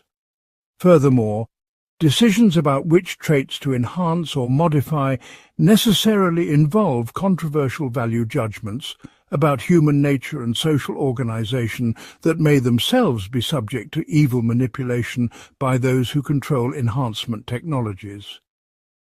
The global interconnection of contemporary society creates new forms of collective evil that emerge through the interaction of individual choices, institutional practices, and technological systems across national and cultural boundaries. Climate change, economic inequality, and social fragmentation represent systematic harms that result from countless individual and institutional decisions, but cannot be addressed through traditional approaches focused on individual moral responsibility or local social reform. These global challenges require new forms of moral cooperation and institutional coordination that may exceed current human capacity for collective action, while remaining urgent moral imperatives that cannot be avoided or postponed. The mismatch between global moral challenges and local moral psychology and institutions may represent a fundamental source of future evil that current moral frameworks are poorly equipped to address. The acceleration of social change creates temporal problems for moral development and education that may make traditional approaches to preventing evil increasingly inadequate. If technological and social conditions change faster than moral traditions can adapt, then moral education may prepare people for moral challenges that no longer exist while failing to address new forms of evil that emerge from novel social and technological conditions. Similarly, the institutions and practices that traditionally support moral development, families, communities, religious organizations, and educational systems, may be disrupted by rapid change in ways that undermine their capacity to transmit moral knowledge and support moral character development. This institutional disruption may create generations of individuals who lack adequate moral resources for addressing the challenges they face, potentially creating cycles of moral failure that compound existing problems while generating new forms of evil. The possibility of moral progress versus moral decline in future social development raises questions about whether technological and social advancement necessarily improves human moral capacity, or might instead create new vulnerabilities to evil that exceed the benefits of moral advancement. Optimistic perspectives suggest that increased education, global communication and technological capacity will enable humans to address moral challenges more effectively while reducing the conditions that generate evil behavior. Pessimistic perspectives worry that technological power without corresponding moral development will create unprecedented opportunities for evil while undermining the social conditions that traditionally support moral behavior and character development. Evaluating these competing perspectives requires understanding how technological and social change affect fundamental features of human moral psychology and social organization, rather than simply extrapolating from current trends or assuming that change necessarily represents progress.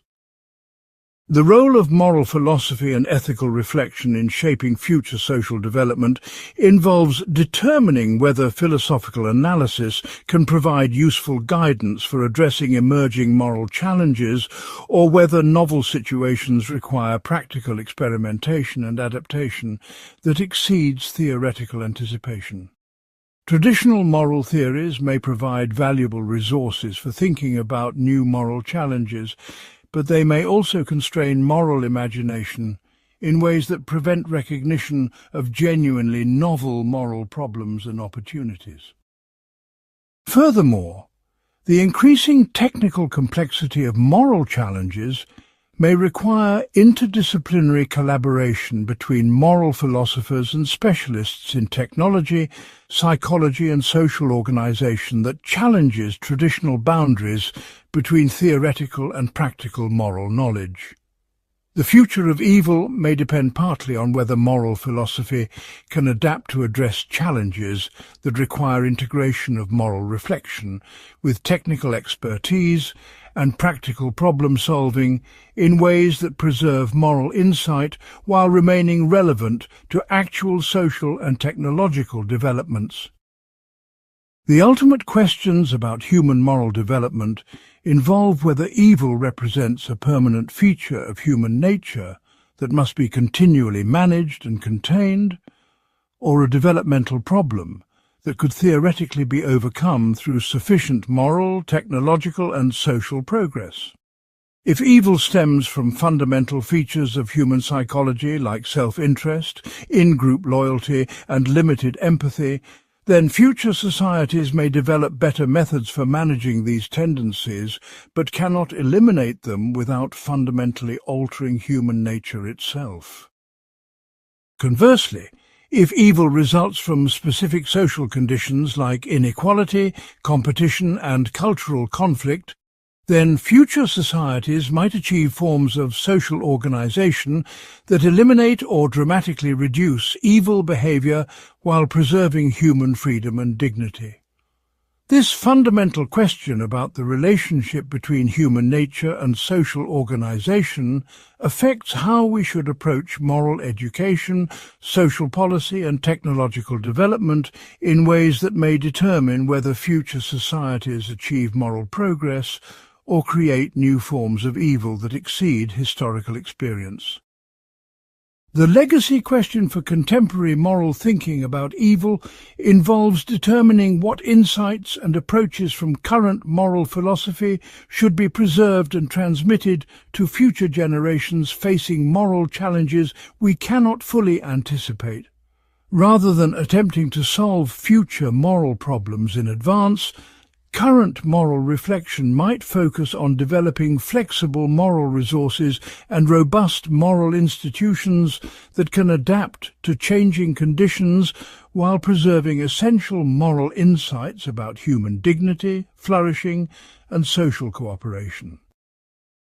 This requires balancing confidence in moral knowledge that has proven valuable across different historical contexts with humility about the limitations of current moral understanding and openness to moral learning from future experience.